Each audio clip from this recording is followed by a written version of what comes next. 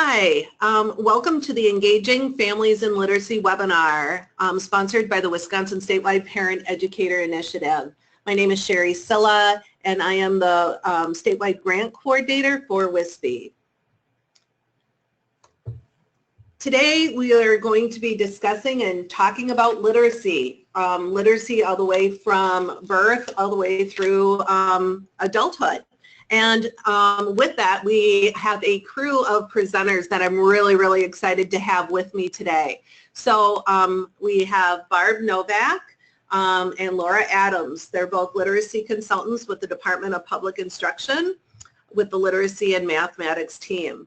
We have Dale Bailey, who's a statewide early literacy coordinator out of the CISA 8 area. We have Kay Guberud. She is with our special ed department at the Department of Public Instruction, and she is a literacy consultant. Vicki Davis-Davila is with Wisconsin Facets, and she is the MPS Initiative Grant Director, as well as SPDIG, State Personnel Development Grant Director at Wisconsin Facets. And then we also have Robyn Morris. She is our CISA 5 WISB Family Engagement Coordinator. So our webinar objectives today are shown on the screen. So we're going to look at state level vision for education in Wisconsin and how literacy fits in. We're going to talk about multi-level systems of supports. We're also going to then move from there, once we get that overview of the statewide level or state level vision and assessment and supports for all learners. We're going to talk about early literacy and struggling readers. And then we're going to have some information in regard to a really cool literacy pilot that is focused on foundations of literacy, readiness, skills, and engaging families. And then finally, we're going to wind everything up with knowing what resources are available and where to find them. So that's kind of our webinar objectives in a nutshell.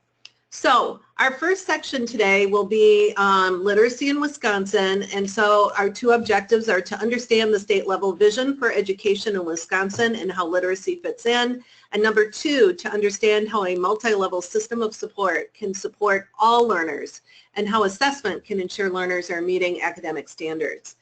And so with all that being said, I'd like to introduce Laura Adams and Barb Novak, and I'm going to change them over to our lead presenters. Laura and Barb, take it away. Thank you so much, Sherry. Let's see, I have just been made this is Laura Adams. I've just been made the presenter, so I'm going to take a moment to show my screen, and then let's see, I'm going to kind of move this out of the way so I can put this in present mode. So Sherry, can you see my screen at this point? Yes, it looks good. Great, fabulous. So as I said, I am Laura Adams, one of the general education literacy consultants at the Wisconsin Department of Public Instruction. And for this section, I'm going to be co-facilitating with my colleague, Barb Novak. I'm Barb Novak. I'm also a literacy consultant at the Wisconsin Department of Public Instruction. So if our ultimate goal is to support all learners in developing and becoming literate individuals, it's first important to really understand what is the vision for literacy from the State Department of Education, which in Wisconsin, of course, is the DPI, the Department of Public Instruction, and how does literacy fit into the bigger state vision that we have for our students. And then we're also going to be talking about the systems and supports that we have in place to support each learner. And so what you see on this screen is a series of circles that all fit within each other, and these circles really demonstrate the relationship between the vision, our overall vision for each learner in the state of Wisconsin, all the way through what specific goals do we have related to content which you see is the smallest circle, and the content we're going to be talking about today is literacy. So we're going to work our way through each of these circles. So we're going to start with our overall vision for each learner in the state of Wisconsin, which you can see in this graphic here, and you can see it spelled out. Our vision is that Wisconsin graduates are college and career ready. And I would add, when we talk about this, we also talk about it as being ready not only for college and career, but everything else that that means, which means being community ready, being able to be a good citizen.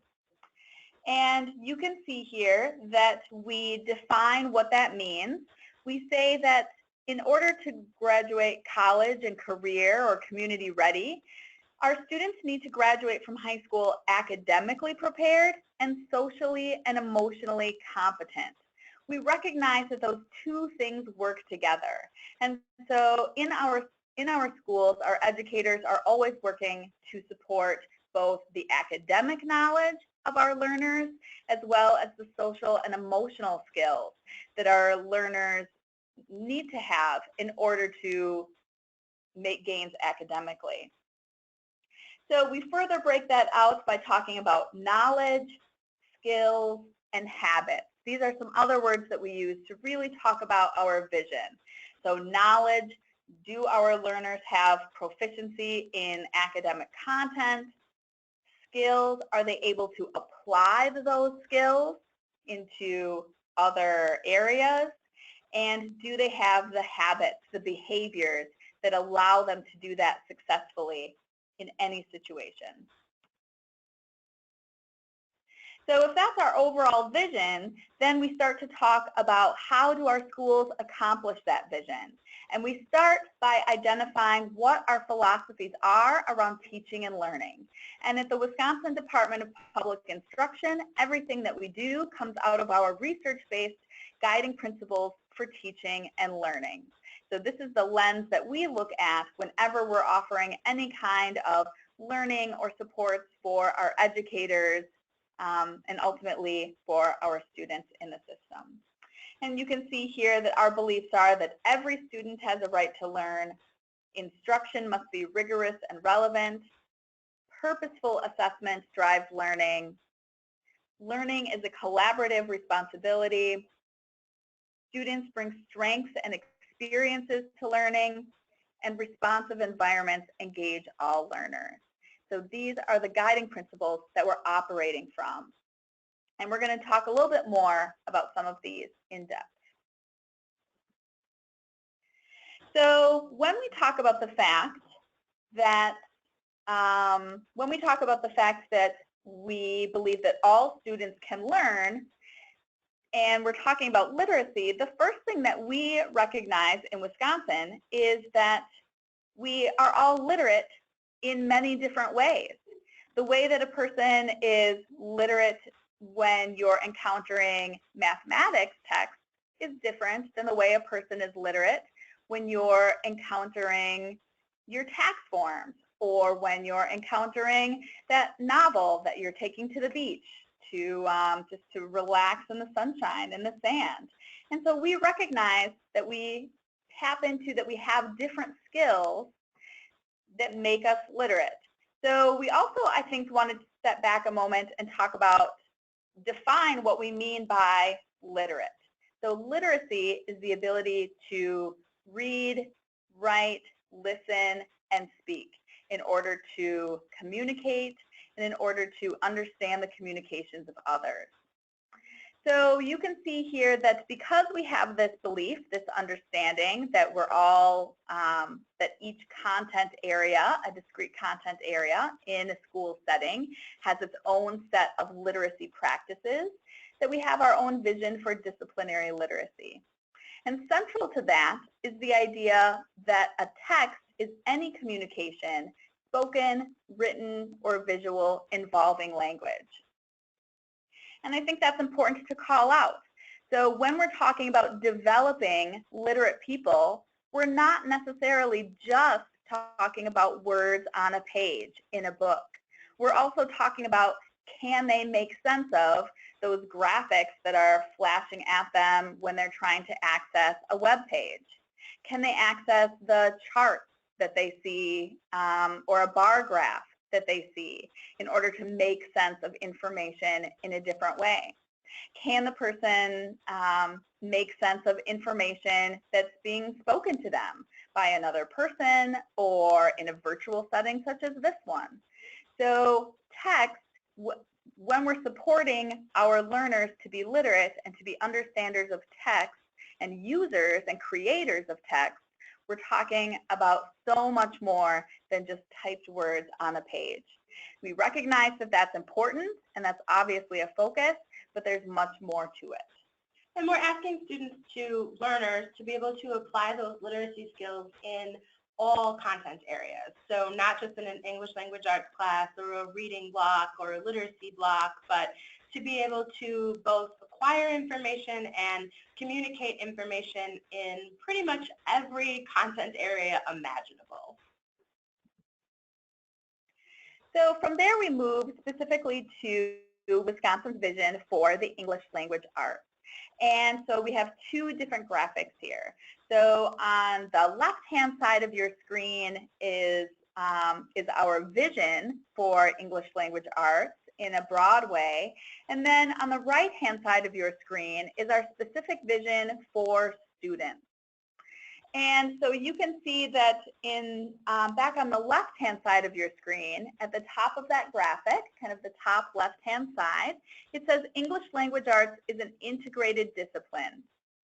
And what that means is that we recognize that reading, writing, speaking, and listening all work together. You never have one in isolation. We don't ask our students to read without also asking them to write about what they've read or to talk about what they've read. We don't ask our students to write something unless we've given them something to write about. And that could be things that they've read, things that they have seen and listened to. And so we never have one without the other.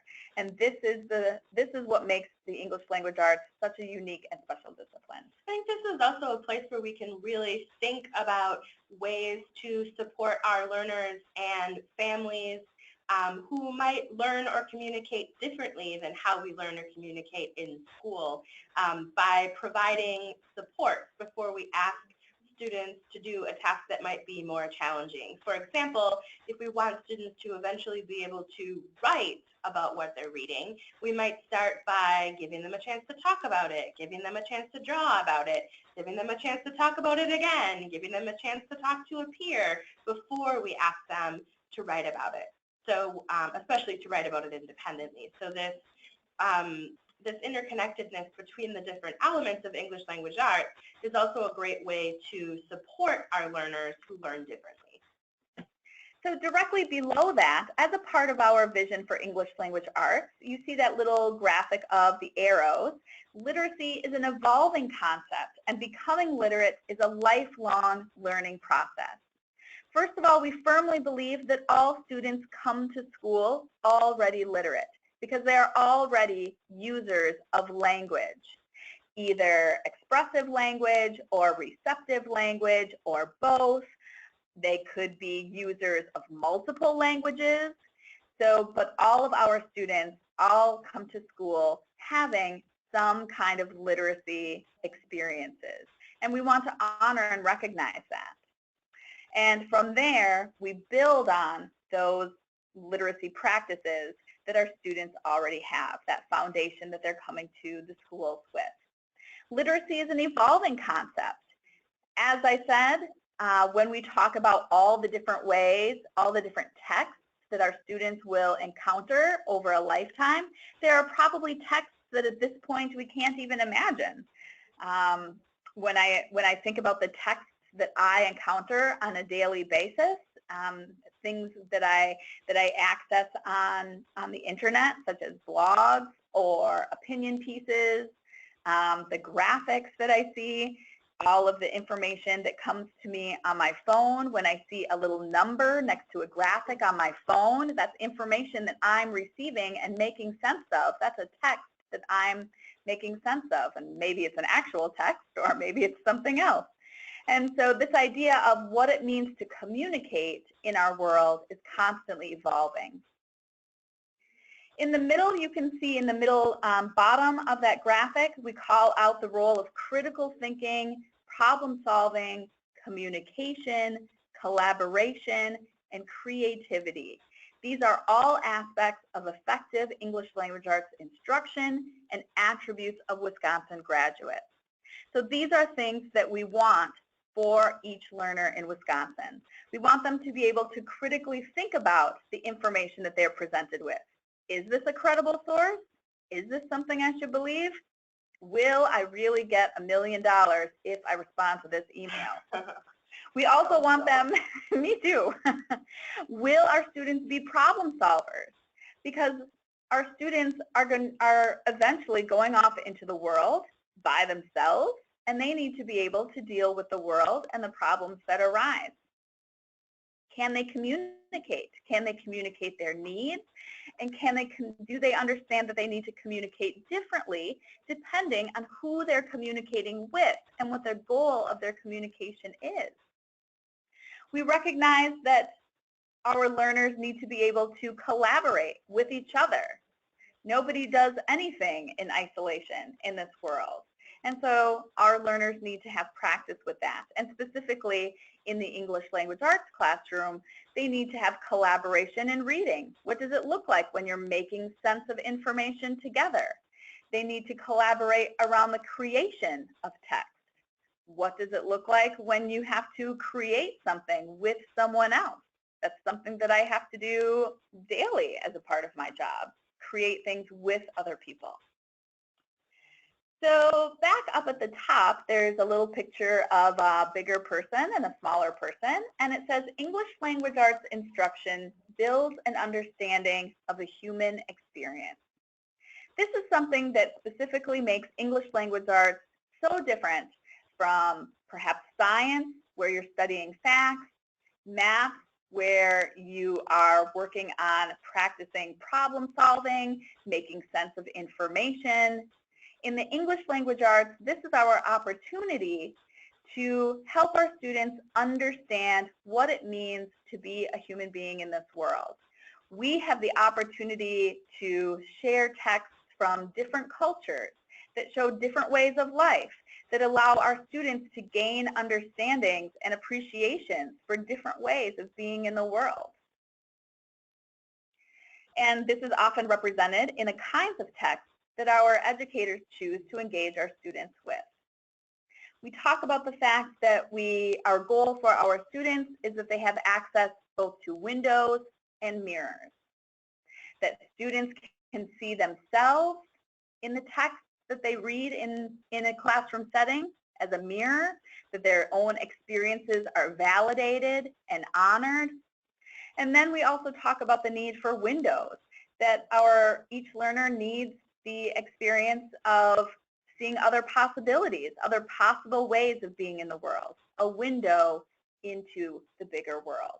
And so our educators intentionally choose texts that offer each learner both a mirror and a window to their lived experience in the world.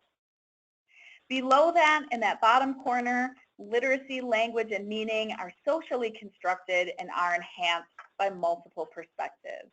And so what we really mean here is that it's important to honor and to understand multiple perspectives, especially now more than ever, especially in the era of fake news, when everyone is accusing everyone else of, in the political spectrum, of using information to their own gains. This is again why we need our learners to be critical consumers of information, to get all of the perspectives, to know enough to ask questions about the information that they receive. And literacy, language, and meaning are socially constructed. Language is something that is completely human. It's what makes us different from all the other animals and insects and forms of life on this planet. This is a tool that we created so that we can communicate. And we learn it best when we're able to collaborate with others. So over on the right-hand side of the screen, this again shows our vision specifically for students, what we want our students to be able to do in an English language arts classroom. You can see around the state of Wisconsin, we have those different skills that make someone literate: reading, writing, speaking, listening, the use of language. And you can see 7 statements on the inside within that state of Wisconsin about what we want students to be able to do. You can see a red box that's kind of awkwardly drawn around number 3. And this is something that's important for all of our learners at any age, to understand that who they're communicating with might change how they communicate. That their goal for communication might lead them to make different choices in how they say things or write things or present information. So that is something that's important from kindergarten all the way through graduation. It shows up in all of our academic standards. You can also see that we want our students to demonstrate independence, to build strong content and knowledge, to comprehend as well as critique, which we've already talked about, value evidence, which we've already talked about, use technology and digital media strategically and capably, which is just a necessity in our world today, and to come to understand other perspectives and cultures. So this encapsulates the state's vision for English language arts, always through that lens of those guiding principles for teaching and learning that we talked about a slide or 2 back. So this kind of busy graphic with all of these beautiful shades of blue and green, this really shows our academic standards. So in Wisconsin, we have academic standards in really 5, let's see, what do we have called out here? We have 6 areas called out. So we have standards, in the middle we have standards for reading foundational skills. And we have specific academic standards, goals that tell our educators what students should know and be able to do by the end of a particular grade level. And reading foundational skills are broken out into concepts of print, phonological awareness, phonics, and fluency. So we have academic standards in all of these areas. And you can see that that blue bar, that reading foundational skills bar, ends at grade 5, because that's where those academic standards end. The thinking is that our students by grade 5 should have those reading foundational skills in place. And so they're addressed, those reading foundational skills are addressed in the universal curriculum for all students from kindergarten through grade 5. Then we have some other academic standards for reading. We have academic standards for reading literature that go from kindergarten all the way through high school, and we have academic standards for reading informational text from kindergarten all the way through high school, because we recognize that all people need to be able to make sense of both literature and informational text.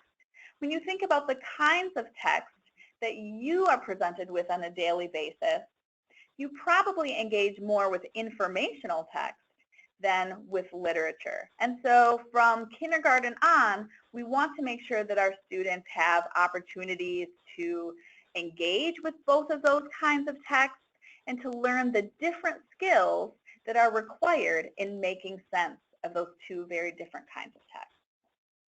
We also have academic standards for writing from kindergarten all the way through high school. And our earliest standards for writing actually involve picture making, because that is a form of writing. It is a form of expressing. Can you draw a picture about something that happened? Even if you don't have the ability to make words on the page, how else can you express your ideas? And as we know, there are many ways that we can express our ideas today with the opportunities that technology gives us. The last group of English language arts standards that we have are standards specifically in the area of language. And language, what we're talking about here is the use of grammar, of academic English, of capitalization and punctuation and correct spelling.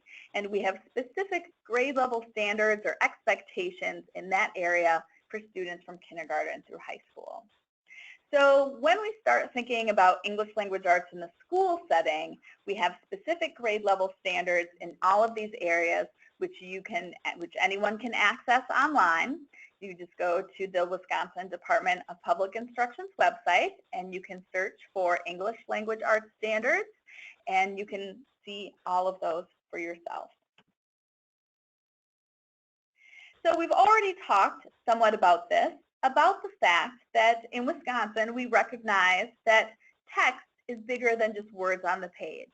It's any communication, spoken, written, or visual involving language.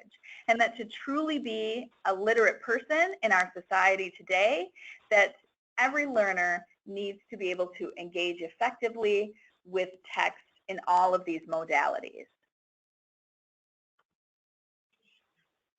So we've talked about, Laura has led us through Wisconsin's vision for all students, college and career ready. We've talked about the guiding principles for teaching and learning, which are what we use to realize that vision. We've talked about Wisconsin's specific vision for disciplinary literacy and English language arts. We've talked about Wisconsin's academic standards for English language arts and literacy in all subject areas. Another expectation that we have throughout our state is that our schools expect and value that there are differences between children and how they learn and their goals for the future, and we expect that variability, we celebrate that variability, and we plan for that variability through a multi-level system of support. Specifically, a culturally responsive multi-level system of support. Basically, a multi-level system of support provides, and like I said earlier, anticipates and celebrates that there are differences in how children learn and how they express what they learn and how the information that they come to school with, and we plan for that and we provide different types of support for all students. So a multi-level system of support happens through collaboration, balanced assessment, and high-quality instruction. We'll dive real deeply into the balanced assessment part for sure, but all of that is supported by culturally responsive practice. So Laura, can you flip for me? So universal instruction is the instruction that all students participate in to ensure that students are making progress toward or progress beyond grade level academic standards. We do anticipate that each school or district will have an instructional framework for their universal instruction. There isn't a required statewide instructional framework or a required statewide curriculum. There are local decisions about what universal instruction should look like, and gradual release of responsibility is one example of an instructional framework. An instructional framework basically provides a predictable structure for both students and families and educators to a predictable structure in which new learning is presented, practiced, practiced both with a lot of support from the teacher, practiced with a lot of support from peers, and practiced independently before a student reaches a point of mastery or understanding. So the focus lesson might be the time where the teacher or teachers are doing pretty close to 100% of the work. So in the case of reading, if the instructional goal is for students to summarize a text, which is an academic standard in pretty close to every grade level, to read and summarize a text. When the teacher is doing the focus lesson, the teacher would be showing students, demonstrating for students how to summarize a text. He or she might use a think aloud to do that, one way to do it. So the teacher might read the text aloud or use a projector to share the text on the screen, and the teacher would maybe read a paragraph and then stop and say, what was the main idea in this paragraph, and jot down a note on the text. And then the teacher would read the next paragraph aloud, or the students would read it chorally. Somehow they would read the next text. And again, the teacher would stop and say, what's the main idea in this text, sort of talk through how he or she found the main idea, jot down some notes, and move on to the next paragraph. A focus lesson generally takes probably no more than 10 to 12 minutes as you start to get towards 4th and 5th grade. It might even be shorter than that in the early grades because of students' attention span.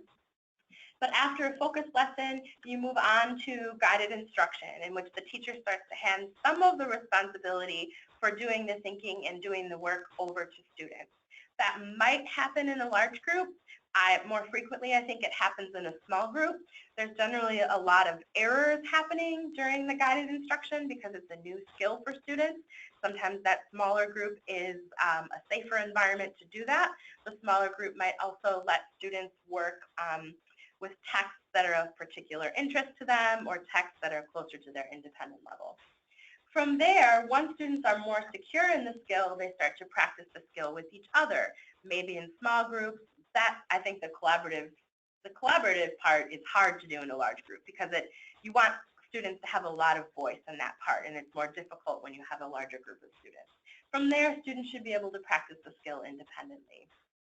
Sometimes teachers may choose to follow this sequence exactly as it's listed: focus lesson, guided instruction, collaborative practice, independent practice.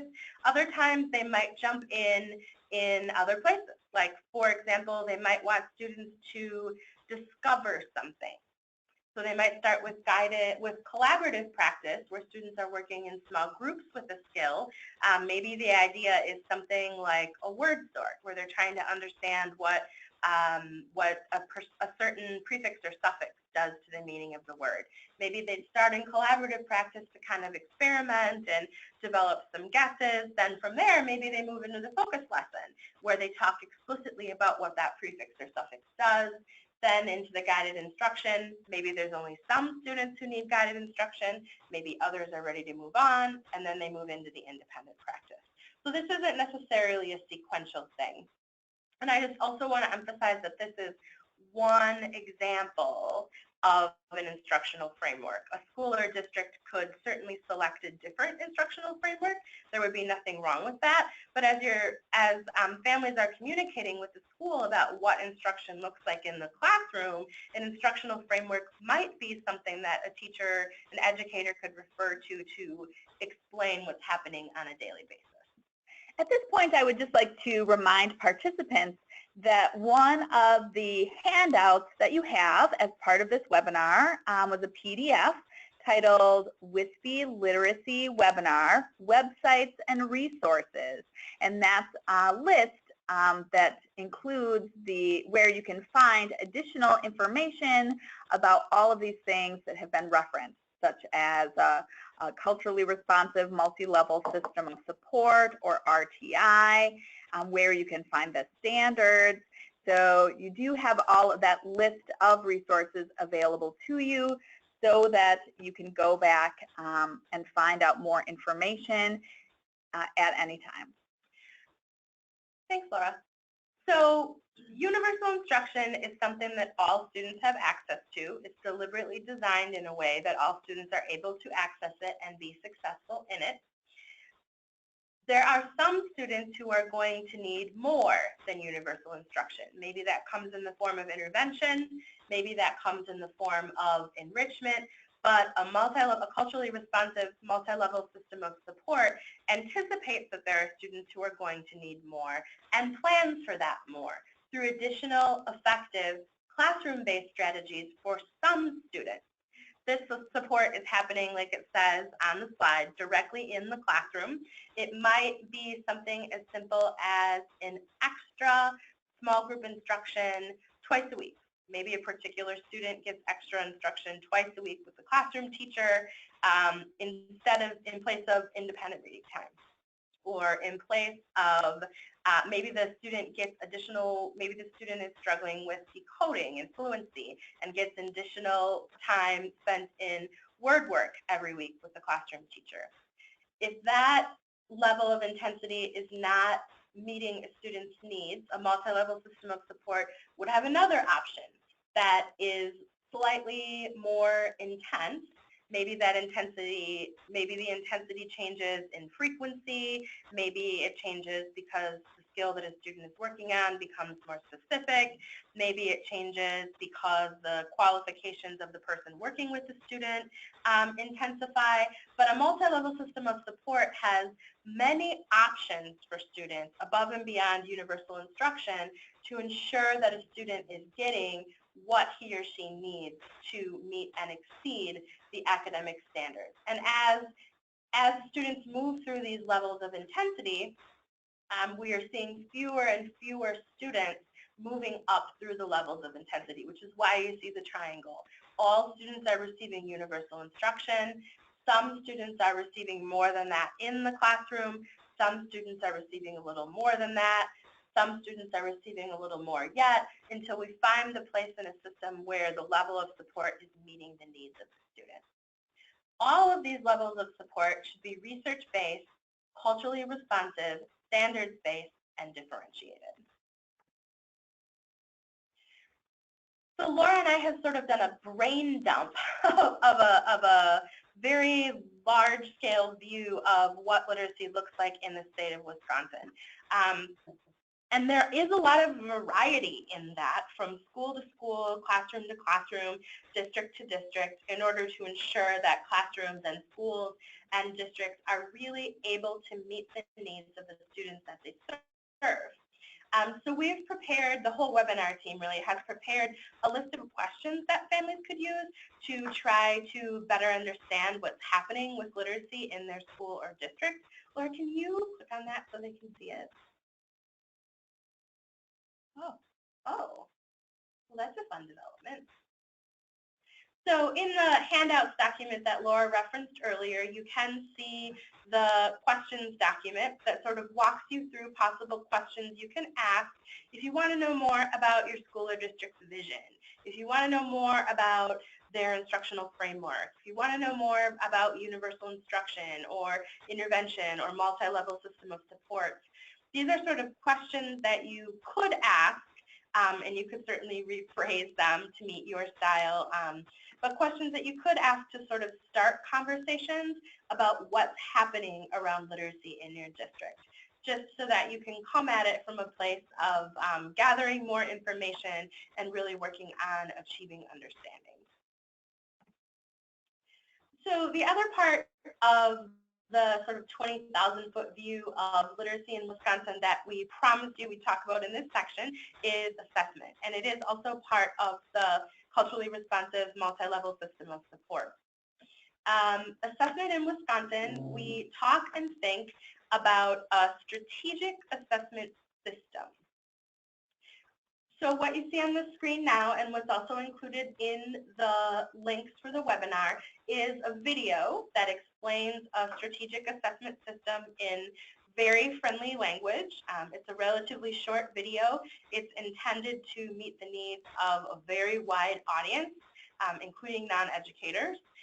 So the strategic assessment system, Laura, if you'll advance for me.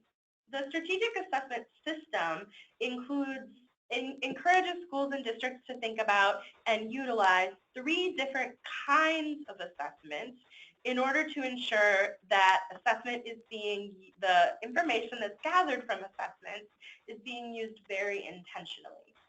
So I think the type of assessment that we hear about most in the news, and that is especially of concern to people this time of year because it's happening right now, is summative assessment. That's way over on the right-hand side of the screen in green letters.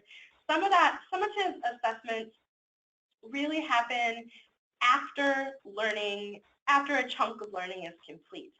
They're sort of snapshots of where a student is at a point in time. A summative assessment is meant to evaluate learning, and it provides information that allows us to look at how subgroups are performing.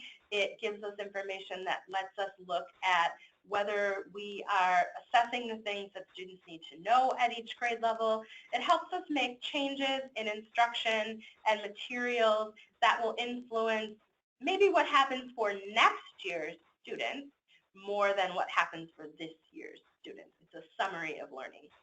An interim assessment or a benchmark assessment happens periodically, and it provides multiple data points over time. So something like maybe a Fountas and Pinnell assessment or a developmental reading assessment. Those are pretty common benchmarking assessments that are used in reading. There's an end of the year goal, and a benchmark assessment helps us understand where a student is at a point in time relative to that end of year goal. So these do help us understand what progress our students are making, whether what we're doing with them is working, and allows us to make changes for the students that an educator is serving at a given point in time. Formative assessment, which is in the dark blue on the left-hand side, you'll notice that takes up the a little bit more than half of the overall strategic assessment system. A formative assessment is happening all the time. A formative assessment could be something as simple as an educator is watching the faces of his or her students when they enter the classroom and trying to decide which student he or she might need to check in with about their emotional well-being or their readiness for learning on a particular day. A formative assessment could also be something like a reading conference. Teacher pulls up a chair next to a student, asks that student to read quietly, read a short passage aloud, and the teacher is able to get an understanding of what he or she might need to, what that student might need to work on next. A formative assessment could also be an exit ticket at the end of a class period. A student handwrites or types or voice records a quick message for the teacher that summarizes his or her learning for the day, and the teacher can use that information to make decisions about what should happen in instruction the following day. No matter which type of assessment we're talking about, the most important idea is that the data is somehow being used in the school or the district to inform something, whether that's instruction for the individual student or whether that's more programmatic decisions, but that the information is being communicated, is being utilized. Which takes me to the next point, which is about communication. Families get information about how their student is performing on assessments, particularly on summative assessments. But the question sheet about talking with your school or district about literacy, I would also push you to ask some questions about how the student is performing on other types of assessments. For example, I spent some time recently with my good friend who has a 5-year-old person who is on the autism spectrum. And that student, that person, Charlie, really struggled with his school district's summative assessment of early literacy skills, which included the teacher putting out a sheet of paper in front of Charlie and asking Charlie to identify letters, point to the letters, and say the name of the letter. Charlie's nonverbal, so that wasn't a task that Charlie was able to be successful on, and it wasn't a task that the teacher was able to get any information about what Charlie knew. But Charlie can take a puzzle with the letters of the alphabet, and the teacher can say to Charlie, find the Q, put the Q in the puzzle. I would say that that's probably more of a formative assessment, but it's also an assessment that provided a lot more information about what Charlie's early literacy skills are than the district's summative assessment. So it's important that we look at lots of different kinds of assessment to get an understanding of what our students know and what our students are really able to do. Whew, that was a whole lot of information. Laura, can you flip all the way back to probably slide 17? Laura's driving the computer for me this morning. Yes. Which one are you looking for? The one with the goals for this section. Yes. All right, so we talked about the state level vision for education in Wisconsin. If I had to summarize that in 3 words, I would say college and career ready. So if we don't count the and, it's 3 words. College, career ready. How literacy fits within the state level vision for education in Wisconsin. For that, I would say it's everything. If we're talking about literacy as acquiring information and communicating information through a variety of different sources, literacy really is everything. Multi-level system of support, what I want to remember about that is variability. We expect and we celebrate that there are differences, many different kinds of differences in all of our students and our families, and rather than responding to those as they occur, we're creating a system that really welcomes those and anticipates those. What I want to remember about strategic assessment is that it's so much more than just the state summative assessment, and that we really need to be looking at a variety of kinds of information to focus on what our students can do and the strengths and the learning that they've already accomplished in order to make informed and intentional decisions about what they might want to do next. And I also want you to remember that you have that question tool, the document, that gives some examples of questions that you could ask in a school or district to better understand the choices that that school or district has made about literacy. Do you want to add anything to that summary, Laura? No, I think that's great. So at this time, what I'm going to do is I am going to make our next co-facilitator, Dale Bailey, the presenter. And okay, so at this point, we're just waiting for Dale to, oh, and there we can see his screen. Fantastic. Thank you. Excellent. This is Sherry, and I just want to thank both Laura and Barb for the overview of what literacy is and really providing us kind of that full picture, the big picture of what literacy is for all students. So just want to thank the two of you for that. And so we are moving on to Dale Bailey. And one thing I wanted to point out is if you look in your, on the right-hand side where all the controls are for the GoToMeeting, you'll see that Evelyn sent in a message to everyone at about 9:40 that handouts are available on a shared Google Drive, so that was all sent out to you. But also we've uploaded 5 handouts into the webinar today, and so if you click on the down arrow, you'll see 5 handouts. And the Understanding Literacy in Your School is the second handout listed, and that's the one that is the questions that Laura and Barb referenced that we came up with as a group in preparing for today's webinar. So I just wanted to make sure that people were aware of where that is found in today's webinar. So take it away, Dale. Hello, everybody. Can you hear me? Yep, you sound good. All right. And you can see my screen as well, showing section 2. Yep, it looks good. All right.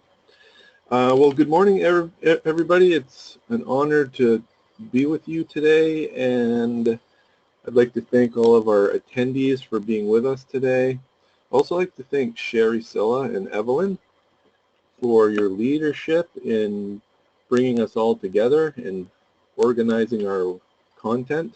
So thank you for that. Hey, Dale, can you open this up? Can you go to the top of your screen and hit open with Google Slides? Because then it'll fill.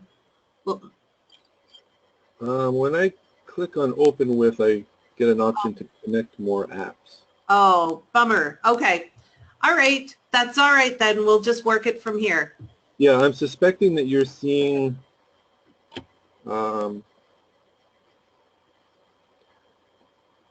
my slide, but you're seeing the slide above and below it as well. Is that right? That's correct. Yeah. Yeah. So so I'm attempting to scroll through right now. Okay, there we go. All right. So I want to start by sharing this link. Some of the content in today's presentation is contained in the early literacy PowerPoint presentations available at collaboratingpartners.com. And it's relevant to note as well that the PowerPoint presentations at Collaborating Partners were created by a cross-sector group of Wisconsin early childhood professionals. And so this is the link to the early literacy content available at collaboratingpartners.com.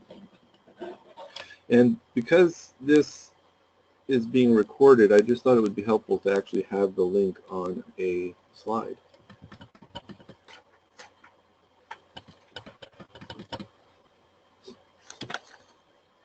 So it might be helpful to ground our early literacy discussion today in work done by the National Reading Panel, also known as NRP. The National Reading Panel was formed in the late 1990s at the request of Congress, and experts in the field of reading were assembled with the goal being to evaluate existing research and evidence to find the best ways of teaching children to read. And the National Reading Panel produced a report in the year 2000 and identified 5 essential components of reading. And these essential components became known as the 5 pillars of reading, and they're often still referred to as such today. And the work done by the National Reading Panel indicated that reading instruction should include instruction specific to supporting and developing phonemic awareness, phonics, vocabulary, reading fluency, and text comprehension. And perhaps many of you are already familiar with the work of the National Reading Panel. The National Early Literacy Panel was convened in 2002, and the National Early Literacy Panel represented an effort at the national level to understand early reading development. And the word early is emphasized here to contrast this panel with the National Reading Panel, which was assembled much earlier. And the National Early Literacy Panel produced a report on its work in 2008, and the panel identified key areas or components of early literacy. And in Wisconsin, these components are referred to as the vital components.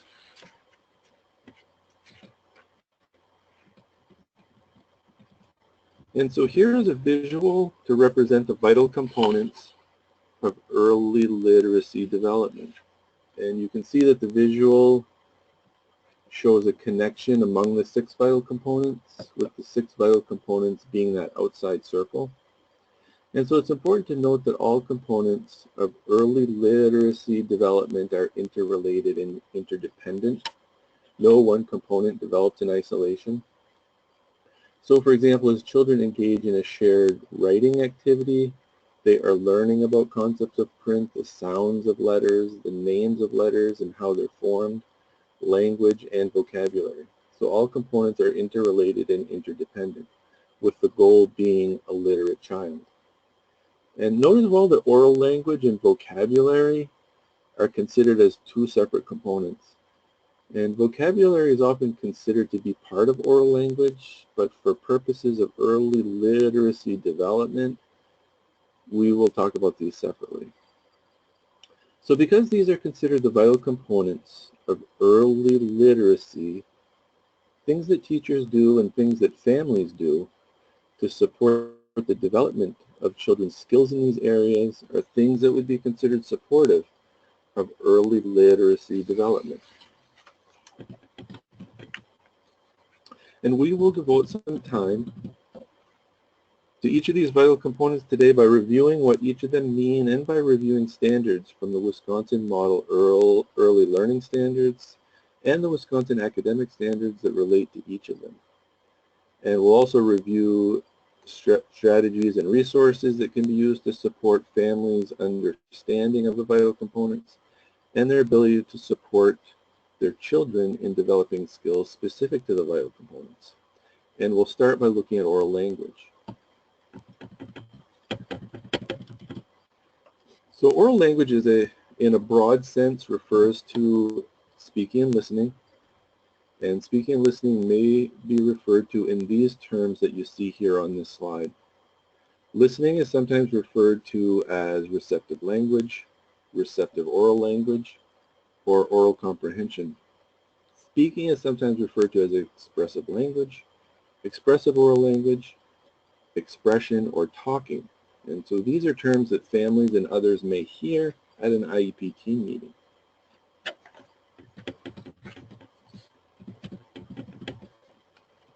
So listening and speaking can each be broken down into component parts, and each of these component parts within speaking and listening can be assessed.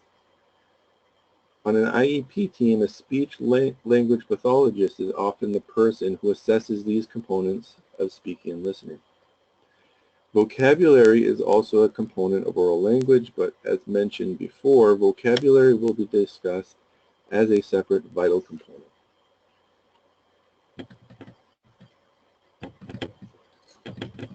So these early learning standards from the Wisconsin Model Early Learning Standards refer to listening skills.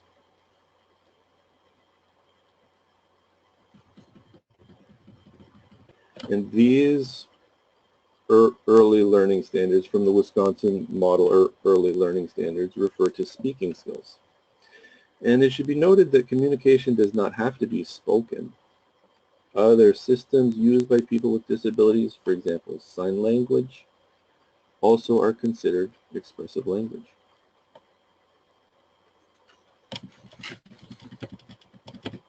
The Wisconsin academic standards also include speaking and listening standards, and there's also reference to speaking and or listening in the K-5 language standards.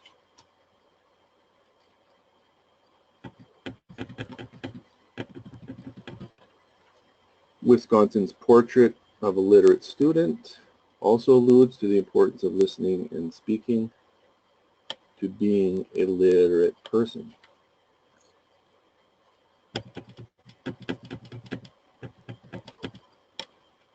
These again are various components within speaking and listening that can be supported and or developed as a means of providing a foundation for the development of literacy skills. And we won't talk about each component in detail, however, it is important to talk about background knowledge because families can have a significant impact on the development of background knowledge in children. So what is background knowledge? Background knowledge refers to one's own life experiences. Background knowledge is considered particularly important to comprehension and making connections between concepts and ideas.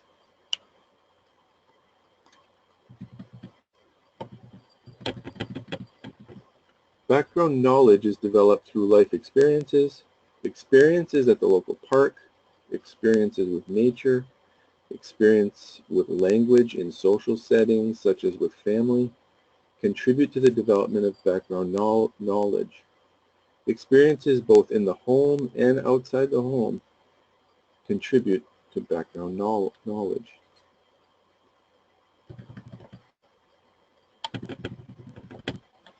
Again, these are various components within speaking and listening that can be supported and developed as a means of providing a foundation for the development of literacy skills. And we just talked about background knowledge. Now we'll briefly talk about word and sentence form, also known as morphology and syntax, and story skills, also known as narrative ability. And we'll talk about social language, also known as pragmatic language skills.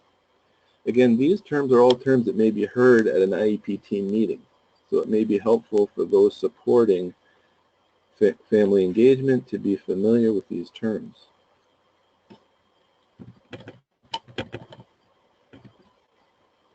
In the field of speech-language pathology, recasting refers to an adult response to a child's output, whereby the adult is adding new information to the output.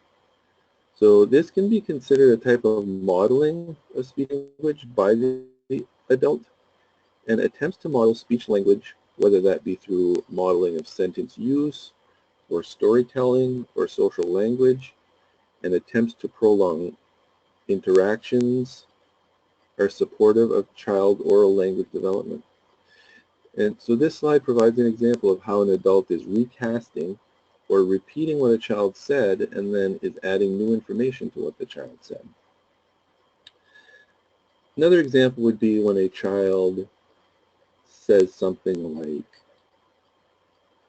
"want that," and points to a ball. In the case of an adult recasting or modeling vocabulary, the adult may provide the model, "you want the ball." And so different forms of support or modeling or recasting can be done by an adult to support these different components of language: social language, vocabulary, morphology, and sentence length, which is the example shown on this slide.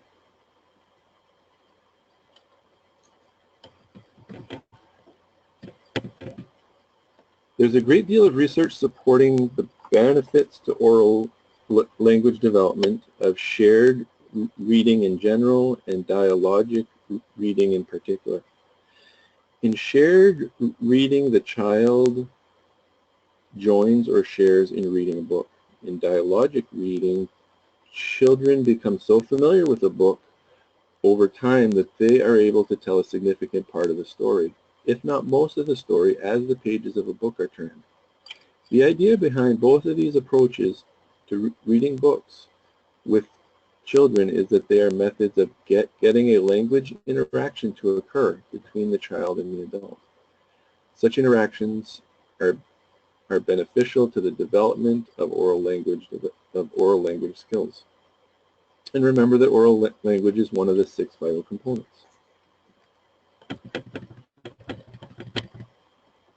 Sometimes adjustments need to be made in order to engage a child in reading a book. Here are some things to consider when selecting a book to read with a child. Children may show greater interest and engagement if there are lots of pictures in a book. Sentence length and complexity during reading may also impact a child's interest or engagement with a book. Sentences that are long or complex may be difficult for a young child to understand, and this may cause the child to lose interest.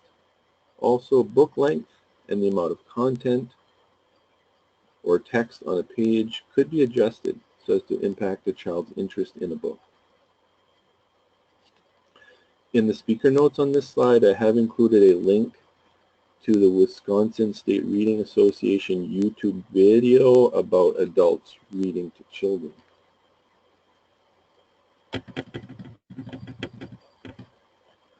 The Center for Early Literacy Learning, also known as CELL, C-E-L-L, is accessible from the Collaborating Partners website, and several CELL resources will be highlighted today. So CELL provides information about adults talking with children. Children develop language skills through talking with others, including adults, and with other children. Adults talking to children about things that are interesting to them will keep them more engaged and interested in talking. One way to keep a conversation with a child going is to ask questions of the child. Changing the time element of a question can make a question more challenging and or more interesting. For example, responding to "where will you be tomorrow?" is more challenging and thought-provoking than responding to "where are you right now?"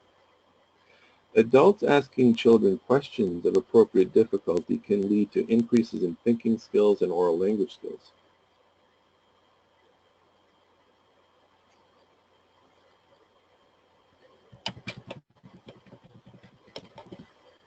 We'll now move on to a discussion of vocabulary. And so vocabulary is the second of the 6 vital components that we'll talk about today.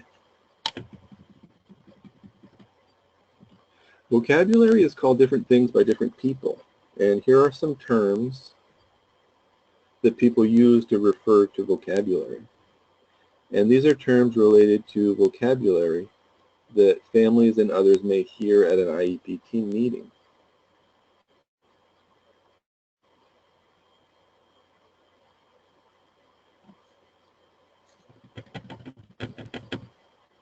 Vocabulary refers to the understanding and use of single words. Children can show their vocabulary knowledge in a number of ways.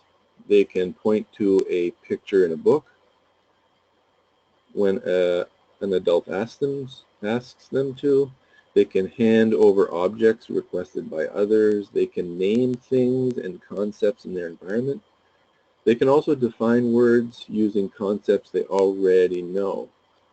A child may show an understanding of the vocabulary word dog, for example, by saying that a dog is an animal that barks. These are early learning standards from the Wisconsin Model Early Learning Standards that make reference to the understanding of vocabulary. And there is reference as well to the use of vocabulary in the speaking and communicating subdomain of the Wisconsin Model Early Learning Standards.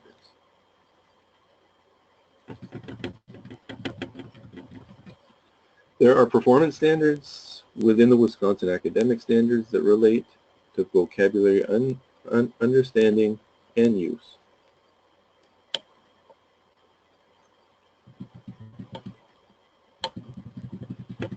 There are a couple of important things to keep in mind when supporting vocabulary development in young children. It's important, for example, to use words a child knows to teach words he or she doesn't know. For example, the word tarantula can be taught by explaining that a tarantula is a big, hairy spider.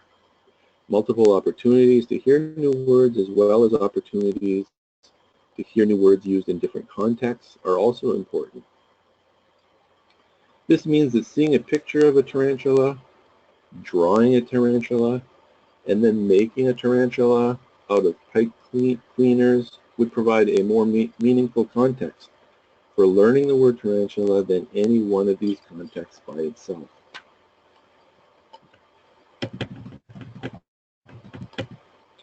We'll now move on to a discussion of phonological awareness.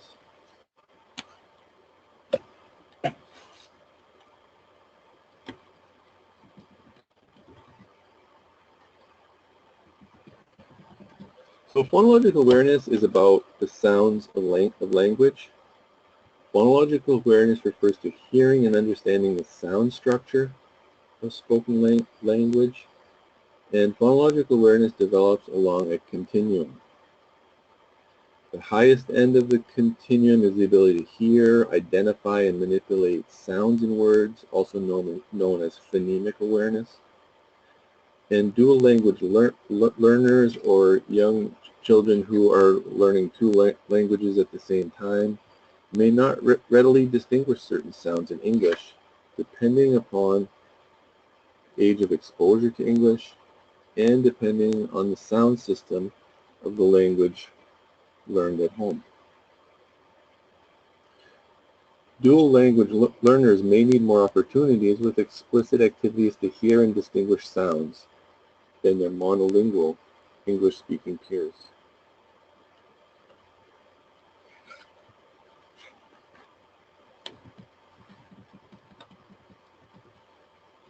Phonological awareness is an umbrella term, and you may hear it referred to as an umbrella term quite often.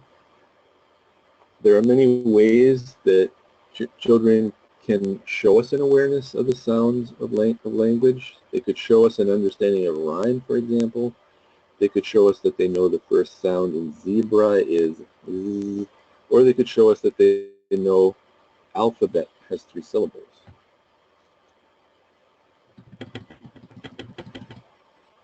There's reference to phonological awareness, rhyme specifically, in the listening and understanding subdomain in the Wisconsin Model Early Learning Standards.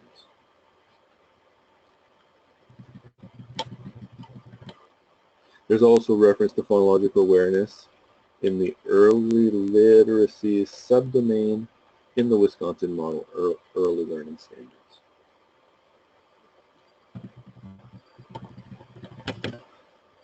The Wisconsin Academic Standards makes reference to phonological awareness within the reading standards.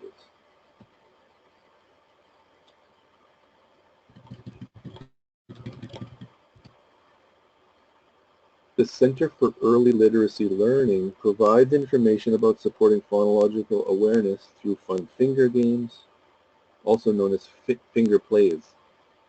Educators are probably most familiar with the Itsy Bitsy Spider, finger play. Play with song and with the sounds of language provides a context for developing phonological awareness.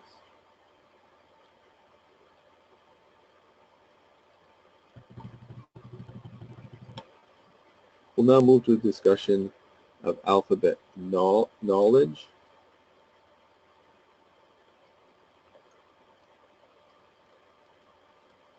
Which is our fourth of the 6 vital components.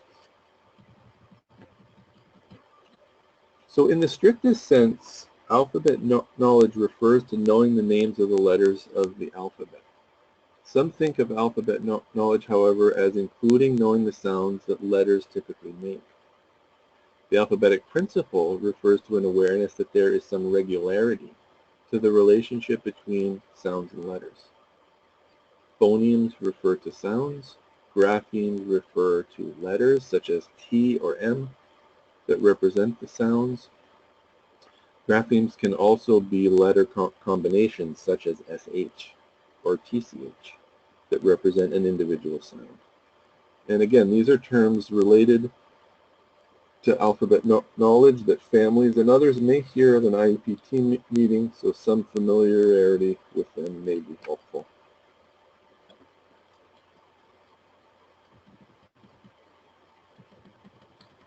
There is reference to alphabet knowledge in the early literacy subdomain in the Wisconsin Model Early Learning Standards.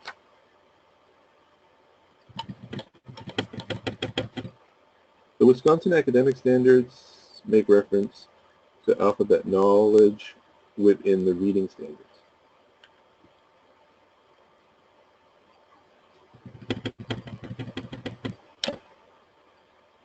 Families can practice the alphabet by pointing out letters wherever they're seen. This may be on road signs, in books, in grocery stores. Families can also help children develop alphabet knowledge by reading alphabet books to children, by working on alphabet puzzles together, and by bringing attention to letters and sounds in other ways. Families can help children develop alphabet knowledge by playing with magnetic letters, for example, by comparing and contrasting the shapes of the letters, by writing letters in dirt, in the sand, or in the snow, and by helping children become familiar with the alphabet song.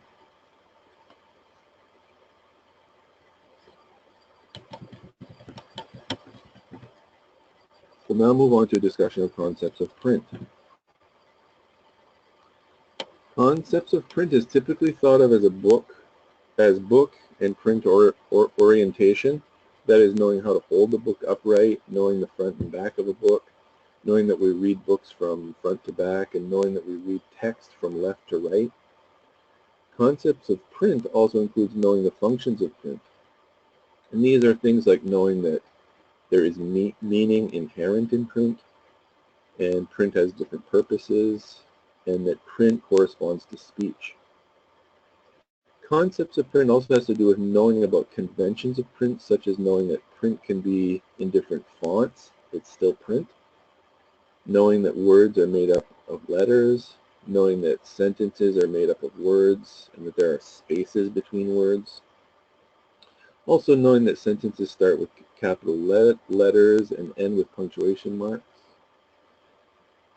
Because of the nature of concepts of print, the development of concepts of print is largely dependent on experience and interactions with book and print and interactions with adults.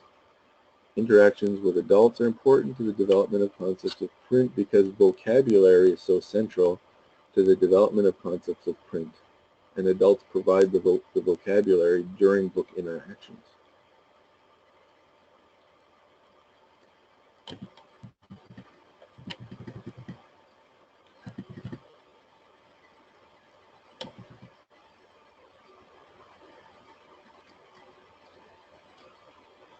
On this next slide, you'll see some vocabulary that's important to the development of concepts of print. And you'll see how the understanding of this vocabulary is supportive of developing concepts of print.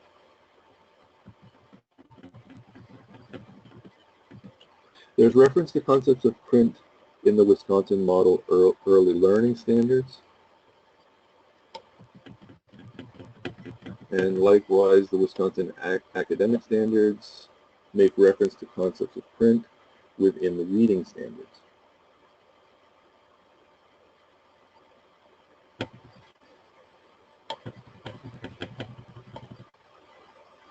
Families can support the development of concepts of print by providing multiple opportunities to see, use, and interact with print and books. Families can do this by modeling the many different functions or uses of print. Print can be used to label objects, for example, and we see labels in grocery stores, grocery departments, and in displays at grocery stores.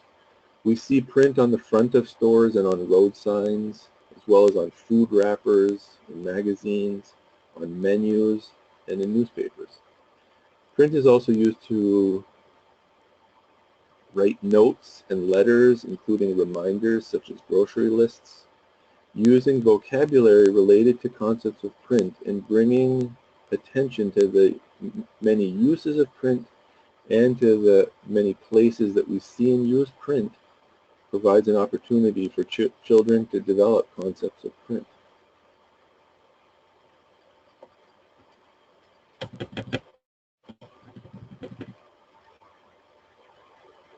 We'll now move into a discussion about the sixth and final vital component of early literacy, and that is writing.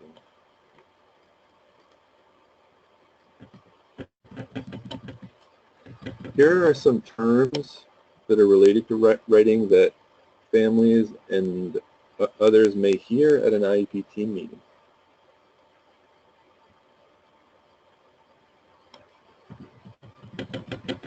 There is reference to writing in the Wisconsin Model Early Learning Standards.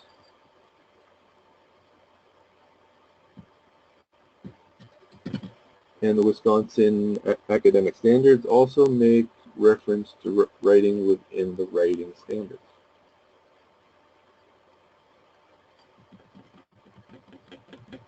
Families can support early writing skill development by creating a writing box at home.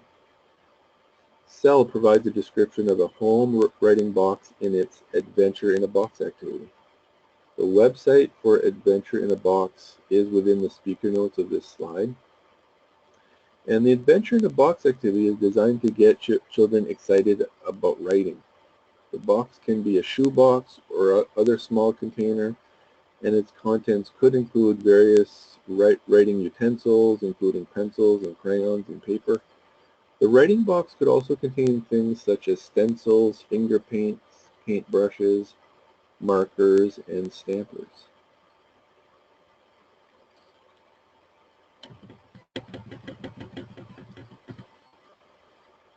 The International Reading Association, now called the International Literacy Association, has published a series of books related to early literacy development.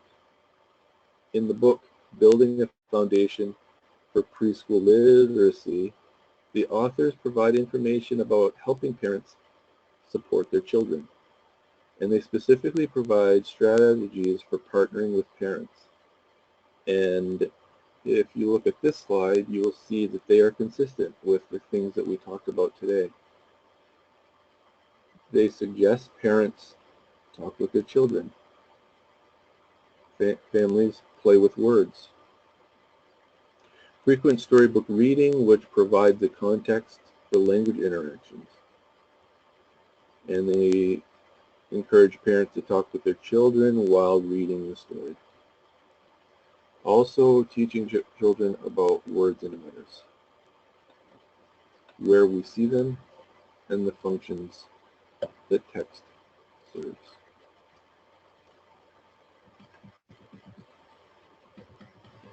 So again, this is a visual just showing the 6 vital components, and it is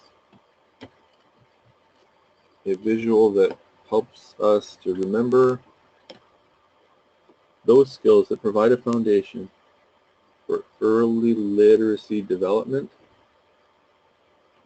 And here are some references if you'd like to take a look at them, or if you would like more information.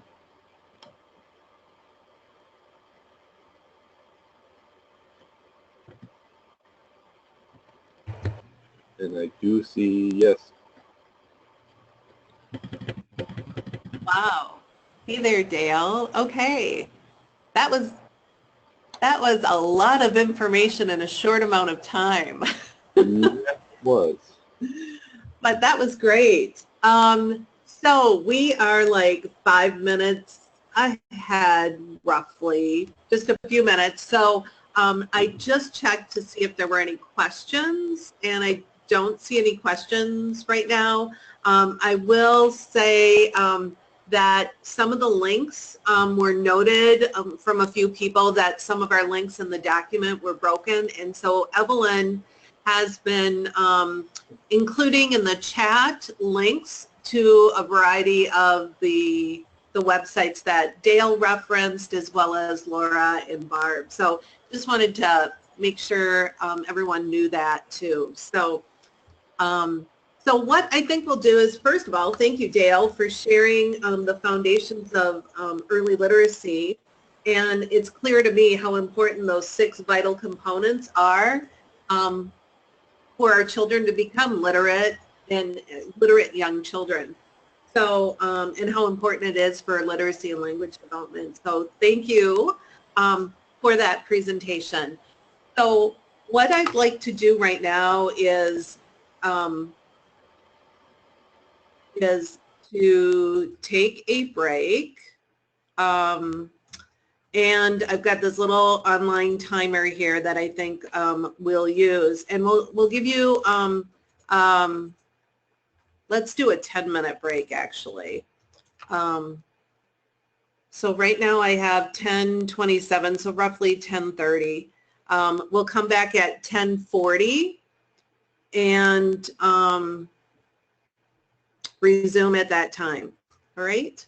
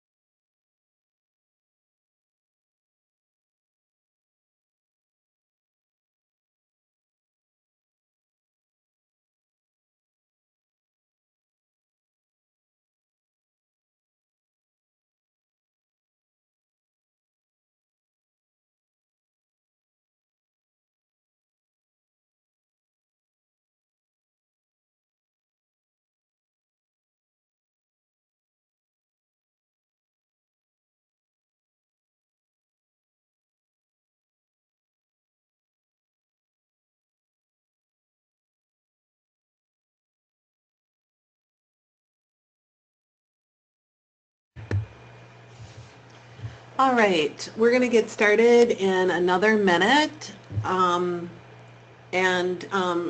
we'll be starting with struggling readers next.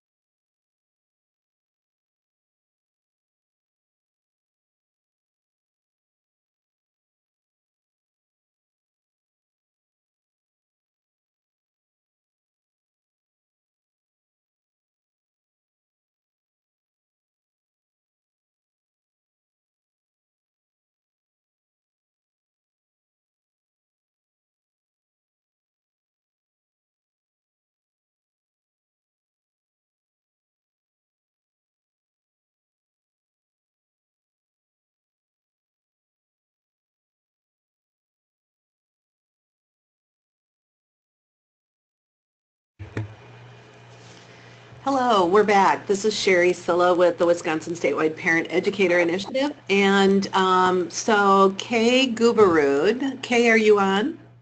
I am. Can you hear me? Yes, I can hear you. Okay. All right. So our next section here that we're going to review here is section 3 on struggling readers. And the focus of this is suggestions for family engagement and assisting readers when they struggle. And so we have Kay Guberud, our DPI literacy consultant in the special ed department, with us to take us through this. So take it away, Kay. Thank you, Sherry.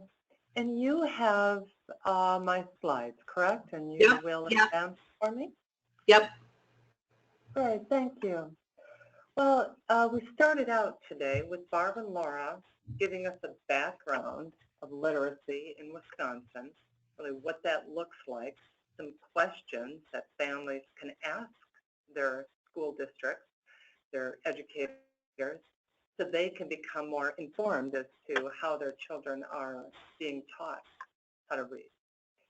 And then Dale talked about early literacy and the importance of building that strong foundation in those pre-literacy skills. So it's all important. So now we're going to delve into really talking about students when they struggle and what we do about that, what that looks like in our schools. So the slide that's up now talks about the text project. And this was the brainchild of Dr. Elfrida Hebert from UW-Madison here. And it's a resource that can be used by parents and educators and tutors. Sherry, can you click on that link? Thank you. So as you can see at the top, there's classroom materials, literacy topics, the text project library, but sort of then that second button there, parents and tutors. If you could go down to the second one there, teach your child's lessons, beginning reads. And if you could just click on that yellow circle there, number 1, this will give you an example of the rich resources that are available to, again, educators, parents, tutors. And you can, easily accessible. As you can see at the top there, they talk about this level 1. And all of the books in this set relate to breakfast foods, for example. So this is a way that you can incorporate your daily living within your family, within the home, whatever it is that you're doing as a family, and it gives you pointers as to how to discuss literacy and reading. So maybe you could scroll down a little so they can see there's pictures and Yeah, maybe a little further. So again, this is just, there we go. Yeah, so some nice pictures. Looks like our home, maybe except for that Army Jeep in the middle there on the bottom, and Mouse, hopefully he's outside. But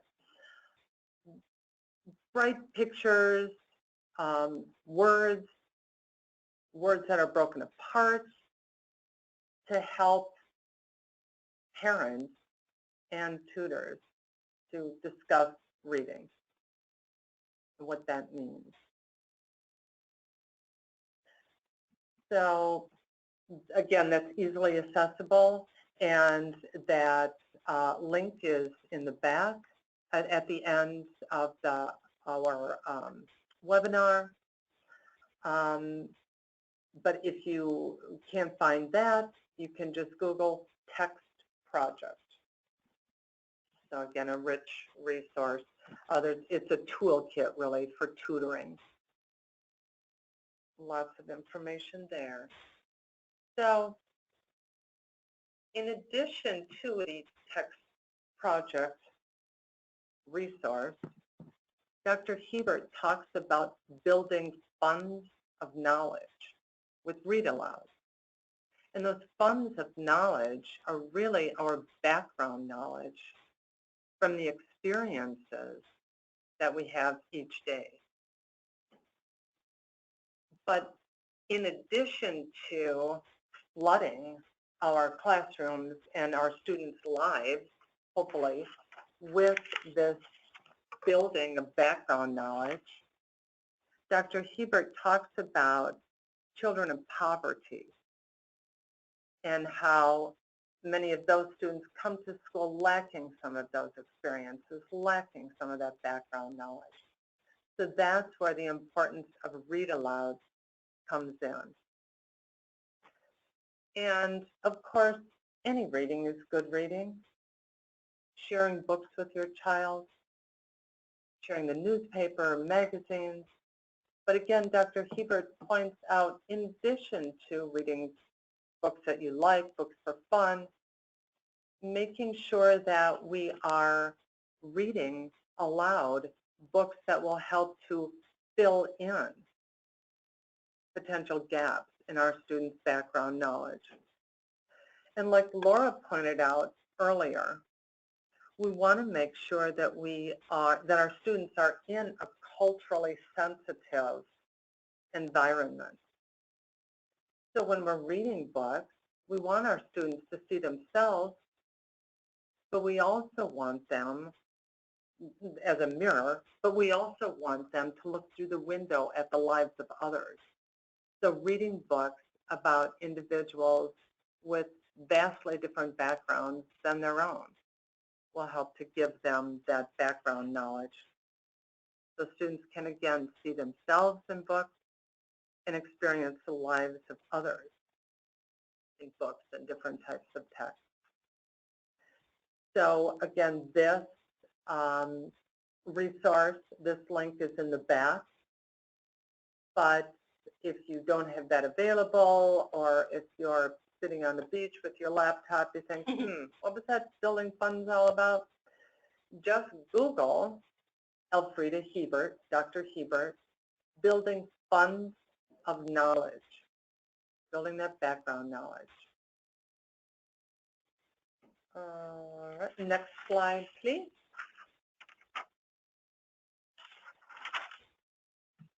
So Dr. Hebert and Patricia Cunningham worked together on this book. And Patricia Cunningham is a leading researcher in the world of literacy. And this book is entitled Teach Your Child to Read and Spell. So this also has lessons for parents, tutors, and educators. And can you click on that, Sherry?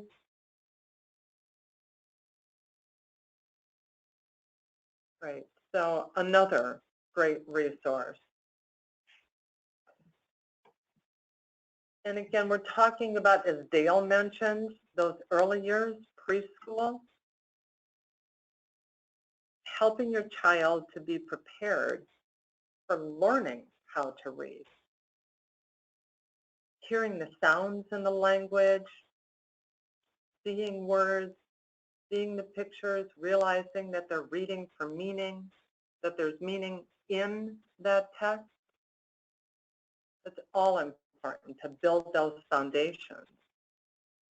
And like Laura mentioned, really building those reading foundational skills of the concepts of print, phonological awareness, phonics, and fluency, that all starts really at birth.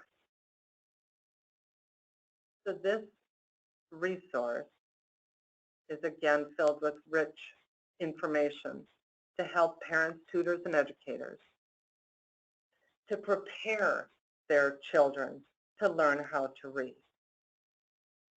Again, it's not that we are expecting every 4-year-old to be able to read. That's not the goal. The goal is to surround their world with print, with the sounds of the language. And this is a resource that can help. And again, this is helping to build those foundational skills, but at the same time, with our very young children, getting across the point that we're reading for meaning. There's meaning in that text. And we read to comprehend. We read and write to communicate. So thank you, Sherry. So that's teaching your child to read and spell. Again, Dr. Hebert and Patricia Cunningham. And then the Wisconsin Response to Intervention Center, or the RTI Center, all these acronyms that we toss around and sometimes they lose their meaning. So really what we're looking at here is the Response to Intervention Center right here in Wisconsin. And Sherry, if you can click on that, thank you. This is again a vast resource for parents, teachers, tutors, as it says here, coaches, literacy coaches, administrators, parents, and family. And it's an introduction to really what is happening in the schools around Wisconsin as far as teaching every student how to read and making sure that they advance in their literacy skills. So when we talk about RTI, response to intervention, when we talk about teaching reading or literacy, we need to start with meaningful access for every student to the universal curriculum. And then we need to make sure we're differentiating and scaffolding within that universal curriculum. But if a student is having difficulty, that's where we intervene. And we want to make sure that the intervention that we're using is a good match to the needs of that particular child. Like Barb mentioned also, we assess and we get some data. But do we use that? What do we use that data for? Why are we doing that particular assessment? So using that data to make sure that the intervention that we choose is a good match for the skills of that student. So in Wisconsin, our response to intervention system looks a little bit different in each school, each district, but it consists of frequent assessment, 3 times per year, we have a universal screener. We check all of our students against those benchmarks to make sure that they are achieving, that they're understanding the content that they're being taught in their universal curriculum. If a student is underperforming, then we make sure that we get additional help for them, assessing, using that assessment to drive our instruction, and making sure that we have a good match. If the student is still having difficulty or not responding to that intervention, then we choose a different intervention. So this is something that parents can go to this site, look at this information, but also ask your school, your district, what does our response to intervention system look like? And how can I help my child at home? And again, like Barb mentioned earlier, the importance of all of this taking place in a culturally responsive environment. Our students come to school with differences, and isn't that wonderful to have those vast differences? We need to make sure that we're respecting those differences, valuing those differences, and using those to build each student's skills. And using, again, our assessments to provide different supports for each student, really whatever it is that individual student needs. Thank you, Sherry.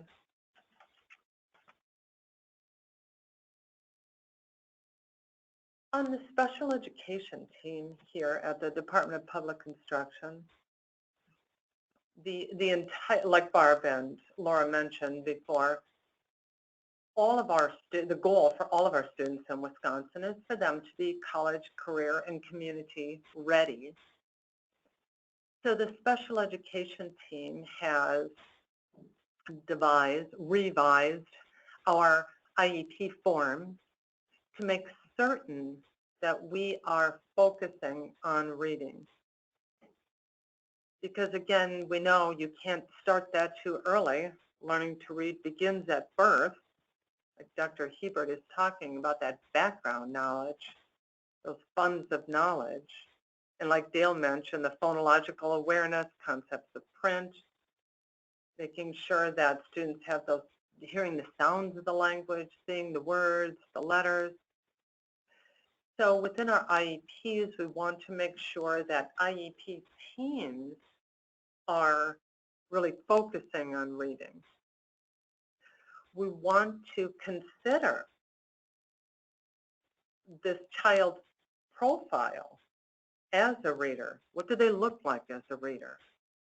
What is their motivation for learning to read? Have they had services from the title teacher? Has the reading teacher or the reading specialist been consulted by the classroom teacher about concerns? Next slide, please. So one of the revised forms from the IEPs to again guide our IEP teams to focus on reading is number 2 there. Include information about any of the following, if known: academic, pre-academic achievement, including reading achievement or early literacy. And again, that's where I mentioned we're really looking at those questions about reading ability, the skills the student has already acquired, the skills that the student is struggling with, their motivation to read, previous interventions, previous instruction, reading instruction that has been tried with that student. So what does that child look like as a reader now? And what can we do as a school team to help them increase their literacy skills? So that's another thing. If your child has an IEP, you can ask the IEP team, your child's special ed teacher, the pupil services director, or their regular education teachers. How can I help my child at home? And what are you doing as a team in school to help my child? And what has been tried so far? What is the history of my child's reading instruction? Next slide, please. So again, when we look at students who are struggling to learn to read or to increase their reading skills, we first look at making certain that each child has meaningful access to the universal curriculum. They're in the classroom. They are privy to that rich classroom discussion between their peers and their teachers. That's where we need to start. But if a student is still struggling, then we need to take some actions and look at different types of interventions. So Barb Novak and I worked together to develop a resource for schools and districts to guide them through making certain that they are reaching the needs of every learner. And this is available on the Department of Public Instruction website. A good way to find it is to go to the DPI website and just search Teaching Our Readers When They Struggle. And again, Barb and I were very deliberate in the title because of teaching our readers, meaning just because the student has an IEP doesn't mean that their reading instruction should only come from the special education teacher.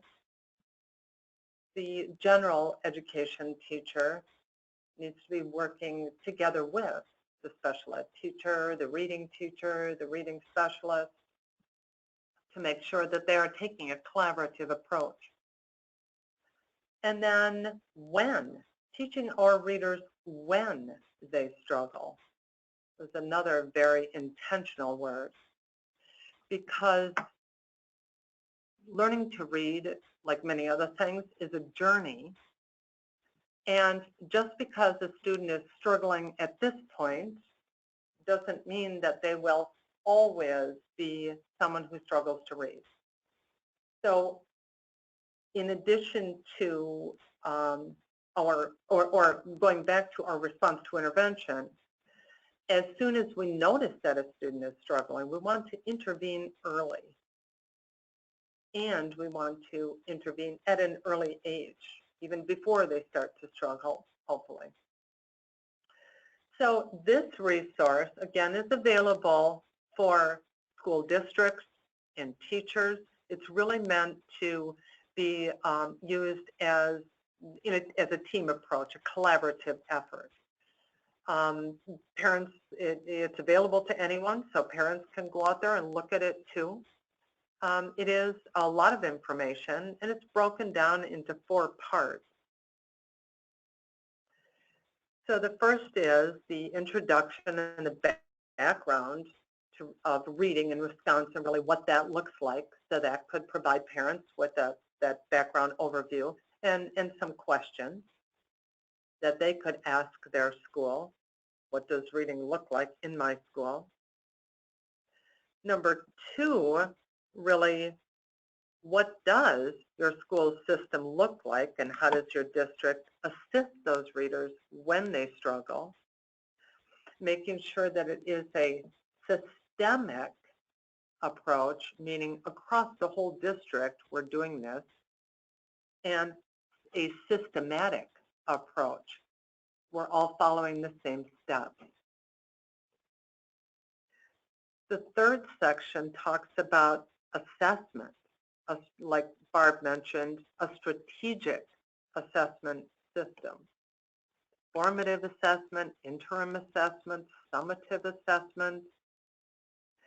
and really looking at what can my child do now? And asking the general ed teacher, the special ed teacher, the IEP team, how is my child doing on their other assessments, on all of their assessments? And what are we as a team doing to help my child advance? And then the fourth section really talks about those interventions. And again, when I think of assisting a student as they're struggling, we're not just pulling a box off the shelf, but we're starting with helping them to build their background knowledge, making certain, again, that they are privy to that classroom discussion, that they have meaningful access to the universal curriculum. And then, if they are still struggling, we choose an intervention based on meaningful assessments that will guide us to an intervention that is appropriate, a good match for that particular student. So that resource is available again on the DPI website. Sherry has put that link in the resources at the end of this webinar. And again, if you're sitting out on the beach and you want to learn more about teaching our readers when they struggle, go to the DPI website and just search Teaching Our Readers When They Struggle. Next slide, please. Growing Wisconsin Readers, really all about our public library system. We have a pretty amazing public library system in Wisconsin. And remember, we talked about early on, learning to read begins at birth. You need to be looking at books, singing songs, read aloud, and your public library is a great resource for that. Concepts of print, phonemic awareness, hearing sounds, hearing the sounds of your language, finding the joy in reading, and realizing that there's a wealth of information tucked inside those pages of that book or that text. So the public library system. And that link is also at the end, but you can find it under Growing Wisconsin Readers. And next slide, please. Again, from the Growing Wisconsin Readers site, and you can access that from the Department of Public Instruction website. You see there. Next slide. So here are some resources for families as far as great colleges that offer accommodations and academic support for students with disabilities. This is out of Michigan. There are some colleges and universities in Michigan, but they also mention some in other states. So this is the goal: college, career, community ready. And once our students are there, how do we help them choose an institute of higher education, whether it's a college or a university, that is right for them? And last slide, please. And this is again on the from the DPI website, resources for families to support literacy development. Again, a vast wealth of knowledge there for parents to tap into. So that's all I have. Thank you. Yeah, thanks, Kay. And the one thing that when I tried going to this literacy binder here for families, the resources, I wasn't able to access it, Kay. So I wonder if you could just double check that, because Thank you, Sherry. And I noticed that this morning also. Then when I went to the DPI website and searched resources for families to support literacy, then I got to it. So maybe we can talk to someone here to try to fix that link. okay, that's great. I think it's just about where you access it. I think you have to actually go to the DPI page and click on it on the DPI page. So I think instead of using the bit.ly link that's here, we just need a different link. Okay, all right, that would be great. Yeah, because I was trying to get into it and wasn't successful, and I just thought of it now just as you got to it. So I apologize for not following up on that question prior to the webinar. Thank you, Sherry. Yeah, but we will certainly get the right information, and following the webinar, make sure that all the links and everything are sent out to all participants, Right. and everything is updated. So great. Yep, this is Evelyn here, and I am adding a lot of these things in the chat thread, so we'll be able to get a transcript of that and send that out to people, but they're there for them to look at now also. Excellent. Thank you.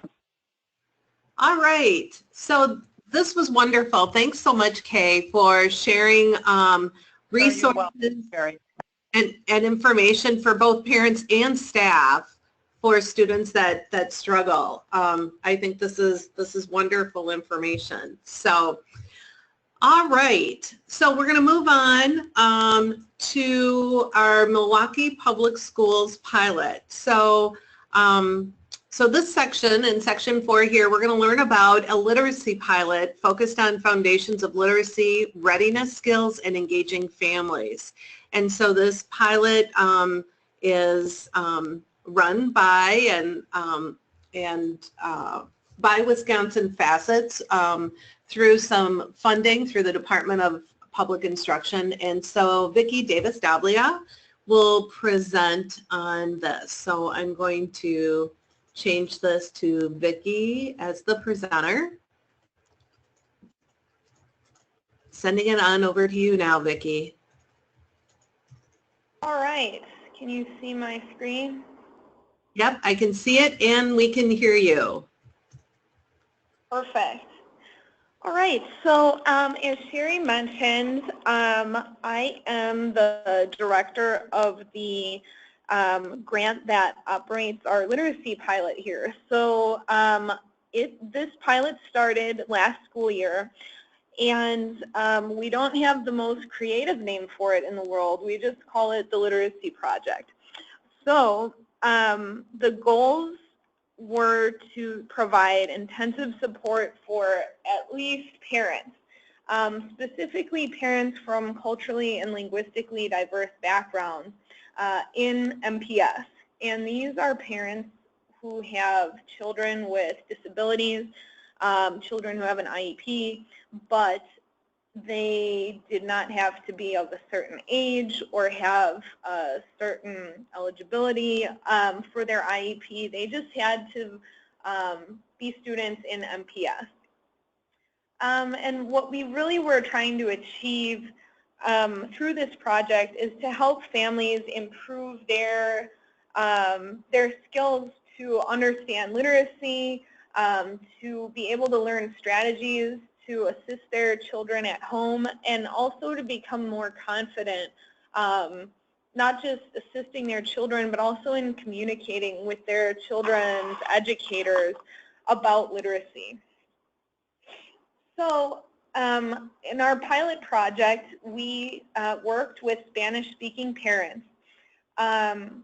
We had 12 parents who began the project initially, and 8 of the parents completed all 4 of our modules. So it is a 4-module training, and each of the modules takes about 2 hours to get through, and our meetings are often 2.5 hours, so the families have time to socialize and talk to each other before and after the module is presented.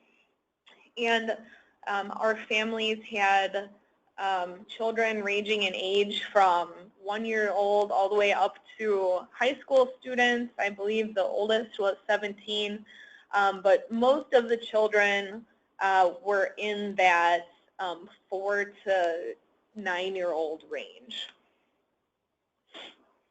So the first class of the literacy project focuses on some of the basic concepts, or the 5 pillars of literacy that Dale and others have mentioned earlier, and also helps parents get an understanding of what literacy really means. So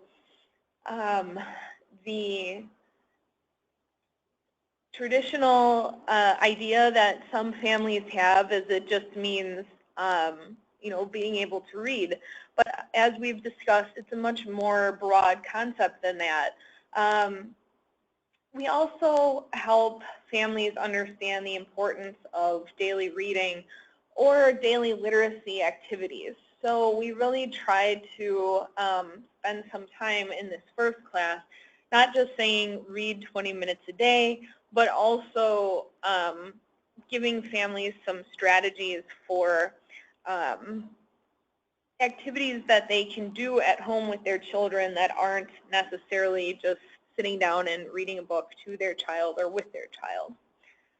We also show them some videos and strategies related to each one of the 5 pillars of literacy to help give them some skills for how to work on those specific skills when the child is not in school. So our classes are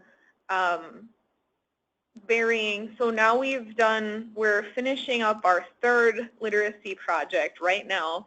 We're about halfway through, and the classes have been anywhere from 2 to 4 weeks apart. So in between our classes, the parents have some time to work on some homework and challenges that we give them in between. So between classes 1 and 2, the families receive a calendar to take home and some stickers, and they're challenged to read 10 more minutes a day than what they're reading or what they were reading with their children when they started the class. And just to record that on the calendar and come back and talk about some of the things that they did to make that happen. What worked, what didn't work, what are some of the activities that we shared that you used and your children liked, or what did you do differently? So they share that out at the beginning of class 2. But this class really focuses on different types of literacy and how to support them. So other than the traditional literacy, alphabetic principle literacy, we also talk about visual, computer, and cultural literacy in this class as well, and just introduce families to those concepts. We also discuss Milwaukee Public Schools Comprehensive Literacy Plan, which is, we don't discuss it in great detail with the families, but just to make them aware that MPS does have a set out plan for how to improve literacy scores for all the children in the district, including children with disabilities. So we go through with the families what literacy instruction looks like in MPS schools at each level, so from universal all the way up through tiers 2 and 3, and what some strategies they might see going on in the classroom would be if they were to pop in and watch what's going on in class. one thing that we found is that a lot of the families we're working with, not all, but many, don't really understand the assessments that are being used to monitor their children's progress. Sometimes they realize they've gotten the results in the mail, but they don't really understand what they're looking at when they see the results or how they could use that information to support their child at home. So we had brought in guest speakers from MPS who can actually print out the family's STAR results and explain it to them in their preferred language and help give them some ideas of how to use that information. We also discussed the forward exam and how you know, that is one way to get information about your child, but it's also not necessarily going to give you information quickly enough for you to start making some decisions on what to do at home and for the school to make decisions on what they're working on in the classroom. Other districts used different literacy screeners, so it's important, whatever you're using, to make sure that you are communicating with the parents about that and why it's being done and how they can use it to support their child. We also just talk about general preparation for testing and assessments, and then really working on how to communicate and work with your child's educators about reading. So some resources that we have are questions to ask about reading and writing, and a worksheet about what you need to know about my child, which is really providing the school with some information about, you know, what does your child like to read, or what are the activities he or she enjoys, when is reading done, when are there adults at home to help support homework and reading, and just other questions that they may not be aware of unless the parent shares with school. So we do have, I'll show you in a little bit, our website with a lot of our resources that are available for you to download.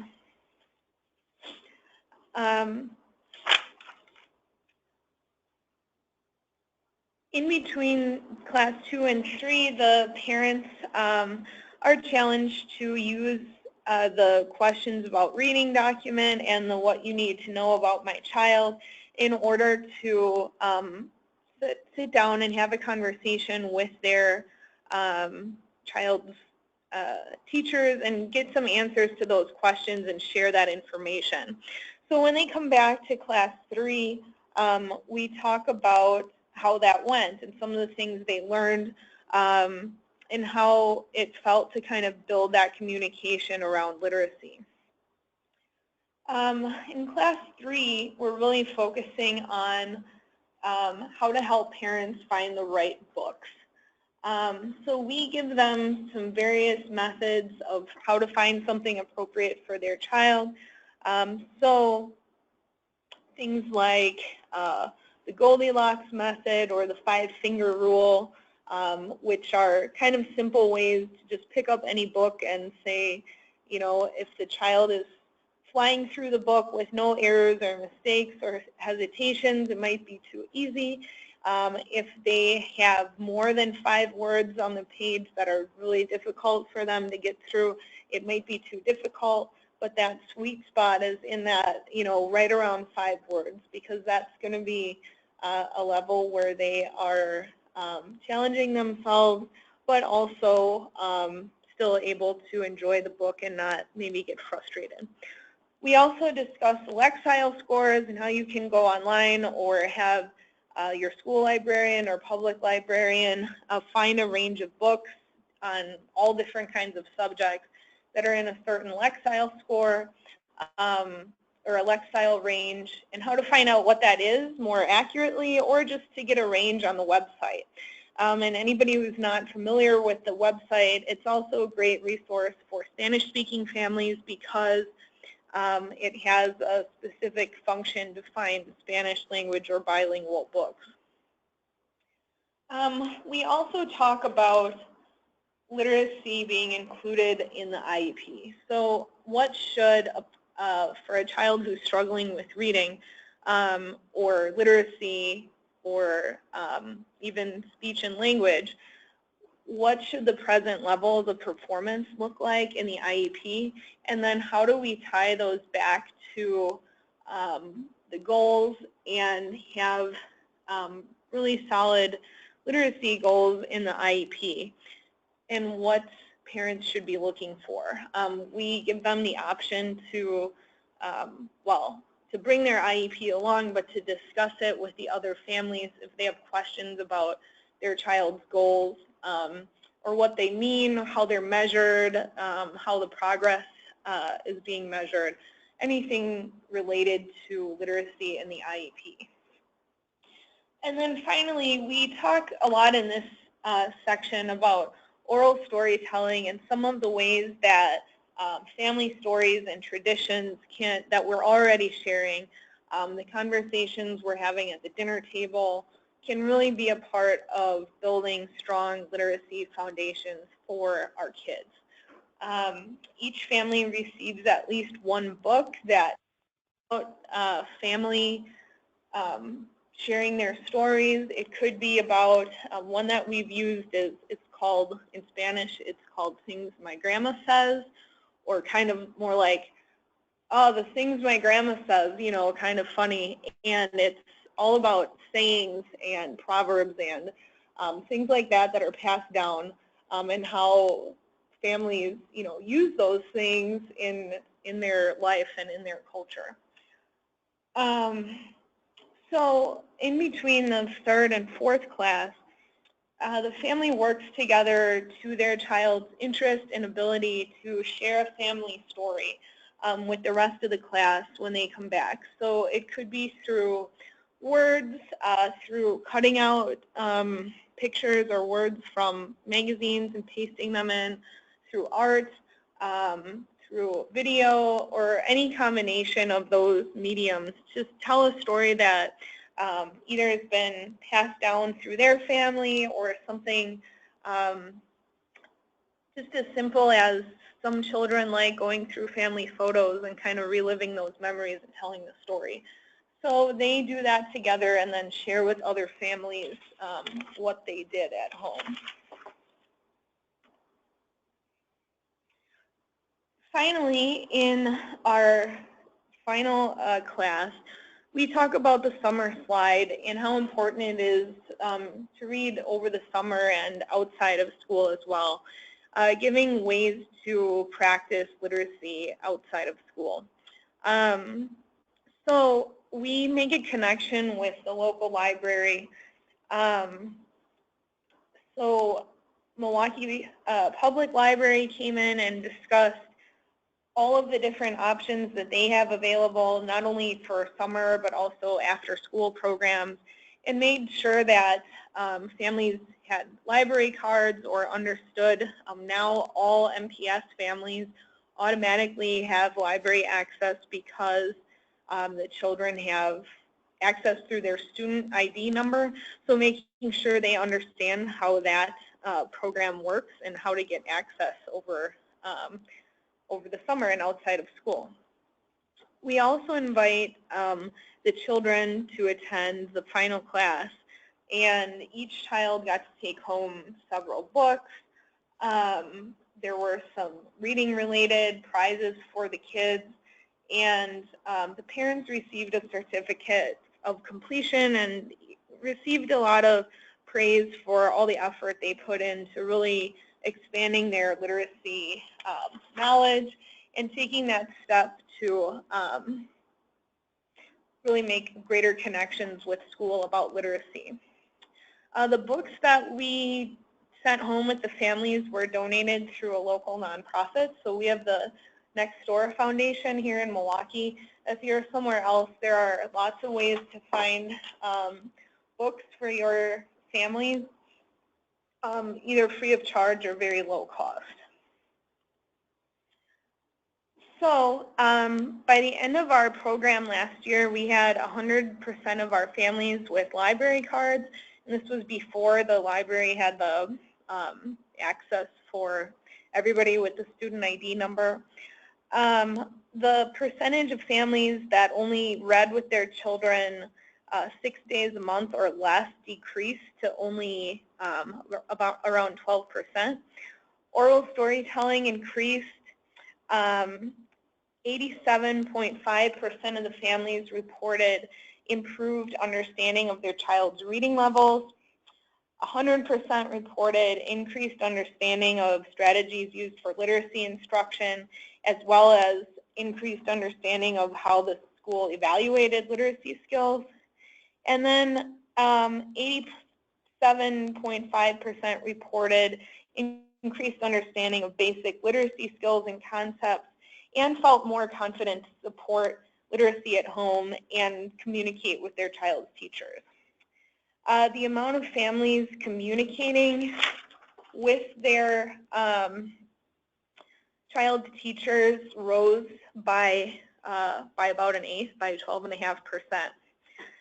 So just looking at the before and after here, we had about half of the families with a library card, up to 100%, and then a decrease in not reading very frequently at home and an increase in oral storytelling. And I already shared some of these statistics with you, but again, most of our families reported feeling more confident to communicate with their children's teachers around literacy subjects, and that means, you know, not only having a good relationship with the teacher, but also knowing what questions to ask, and then knowing what to do with the information you were receiving back in response.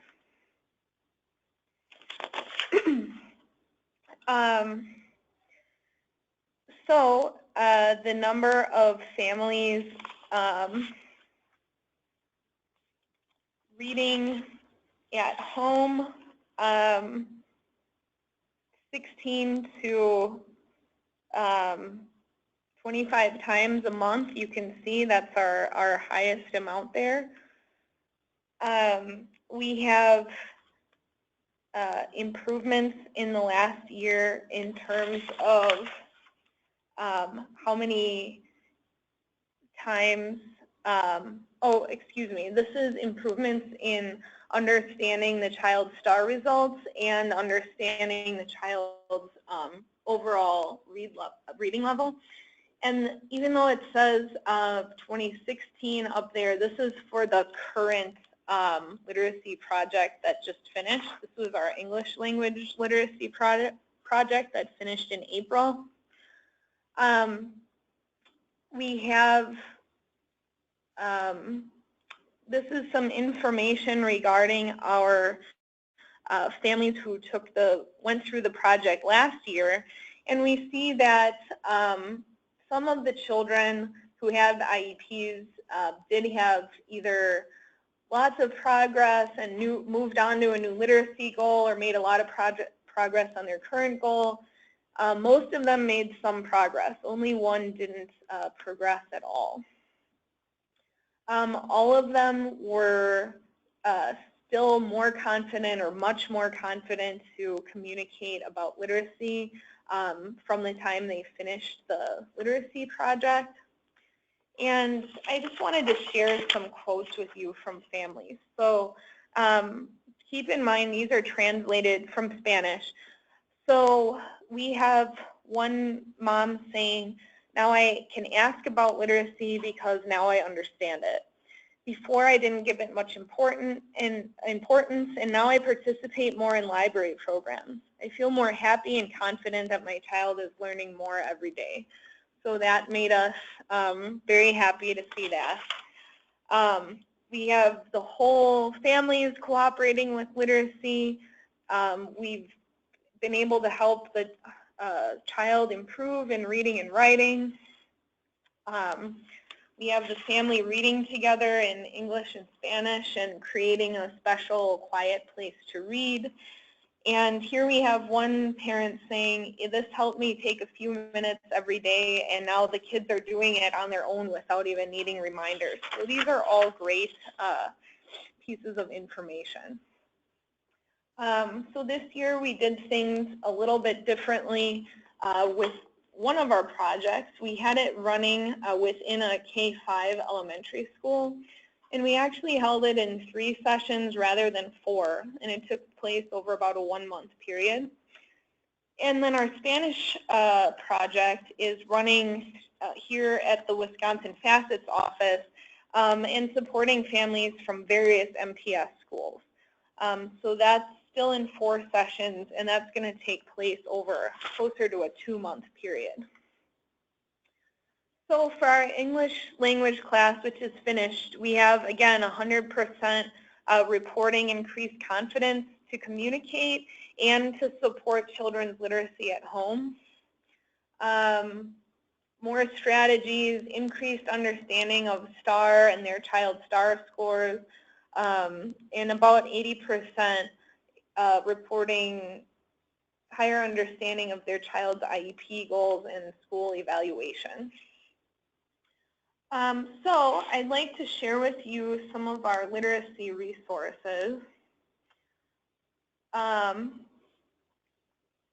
So if you go to wifacets.org, I'm already straight here from the link, but you go to resources, and then you go to Milwaukee Public Schools Initiative. That's where the literacy project runs from. So we have some PowerPoints, literacy tips by grade level. Here are questions parents can ask about reading improvement or working with your child's teachers that were mentioned, and really a lot of different handouts that you can use working with families. We also have RTI and PBIS information on this site and links to all kinds of other resources, including free ebooks and early literacy sources, all kinds of information. A lot of it is available in Spanish as well as English. If you would like to contact us to ask any questions about the literacy project, my contact information, as well as Martha Lechuga, who is our multicultural specialist and runs the Spanish literacy project, our contact information is right here.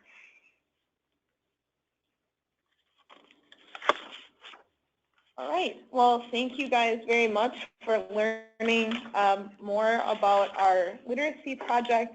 And again, I'm happy to answer any questions that you might have about how you could do something like this in your school or district. Great. Thank you, Vicki. This was very cool to hear about an actual literacy pilot, and now that you're in your second year, pretty cool stuff to know that things like this is going on in our state. So thank you for sharing your pilot, as well as all the really cool literacy resources that are found on that link. So, all right. So I will take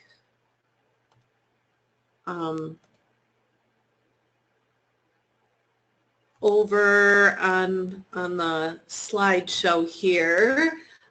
So our next and final section here that we're going to hit upon are additional resources and strategies. So this is section 5, and what we're going to look at is the objective is to know what resources are available and where to find them to share with school staff and families. And Robyn Morris, our CESA 5 WISPE coordinator, will take us through this section. So Robyn, are you there?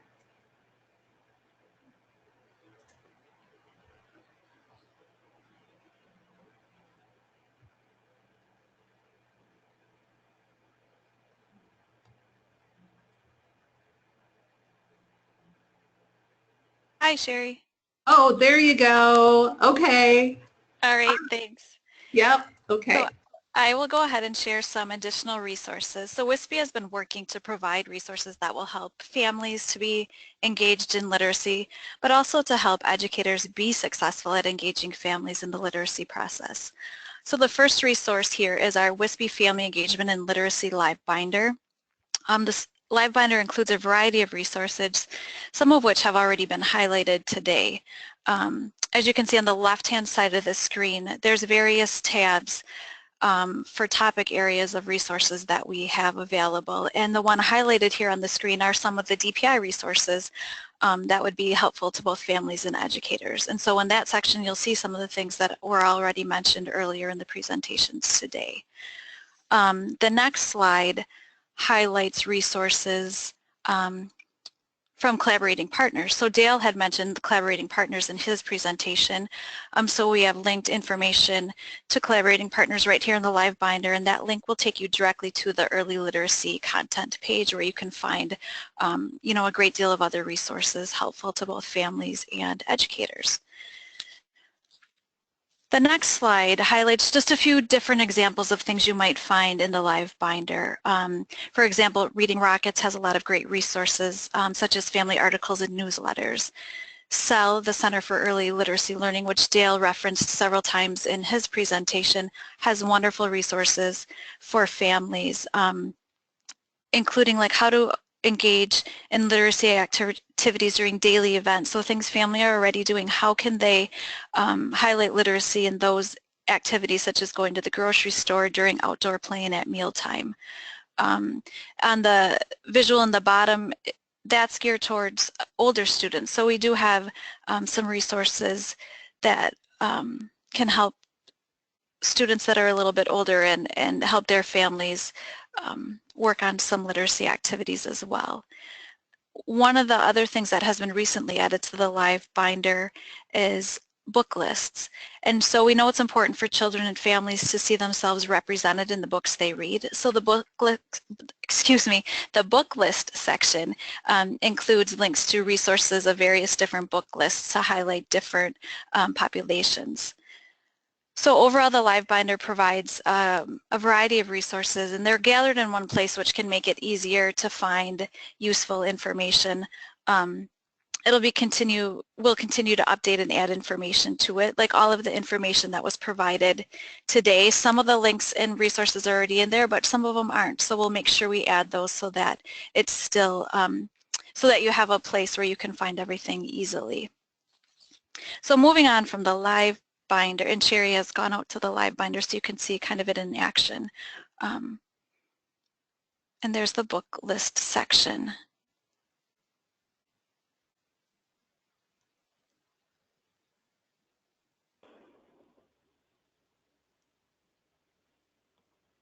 So under the book list, it's broken out into various different lists that you can access. Some Spanish language lists, books for babies and preschoolers, books for elementary age, so a variety of topics.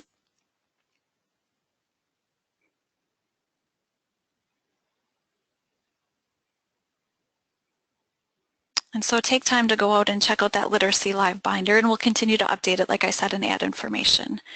But we'll move on to another resource, which is the Family Engagement Newsletter. And that's developed by the Wisconsin State Professional Development Grant.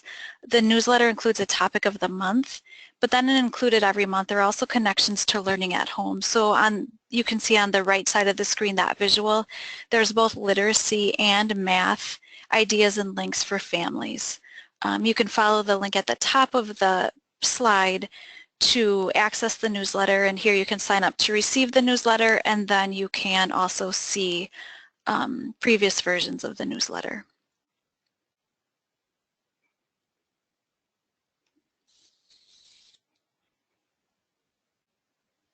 And there they are.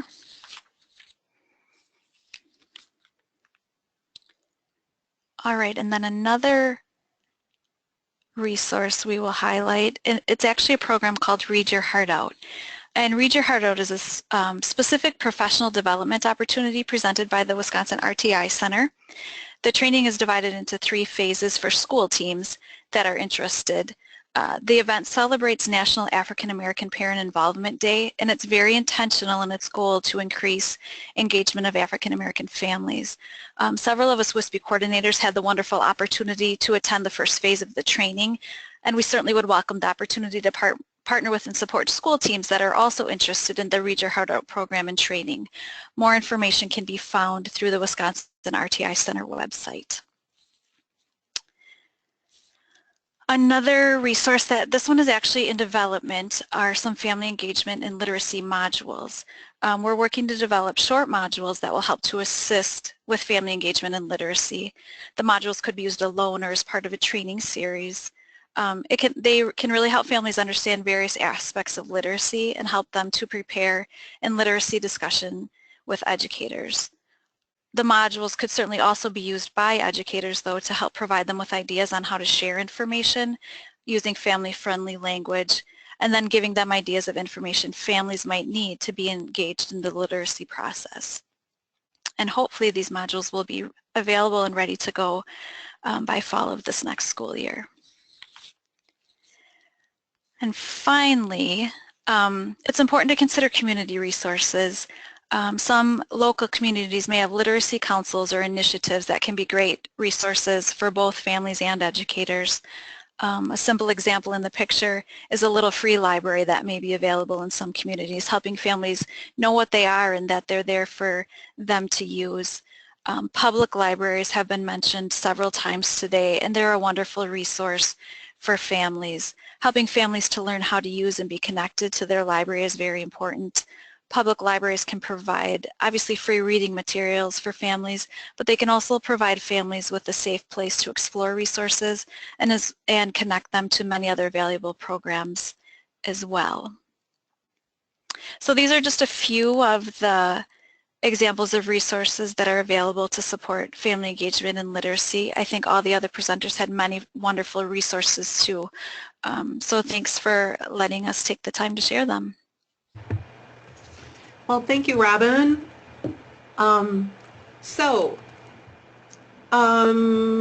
We are at the end of our presentation. Who would have thought we would have gotten through all 120 slides in 3 hours time?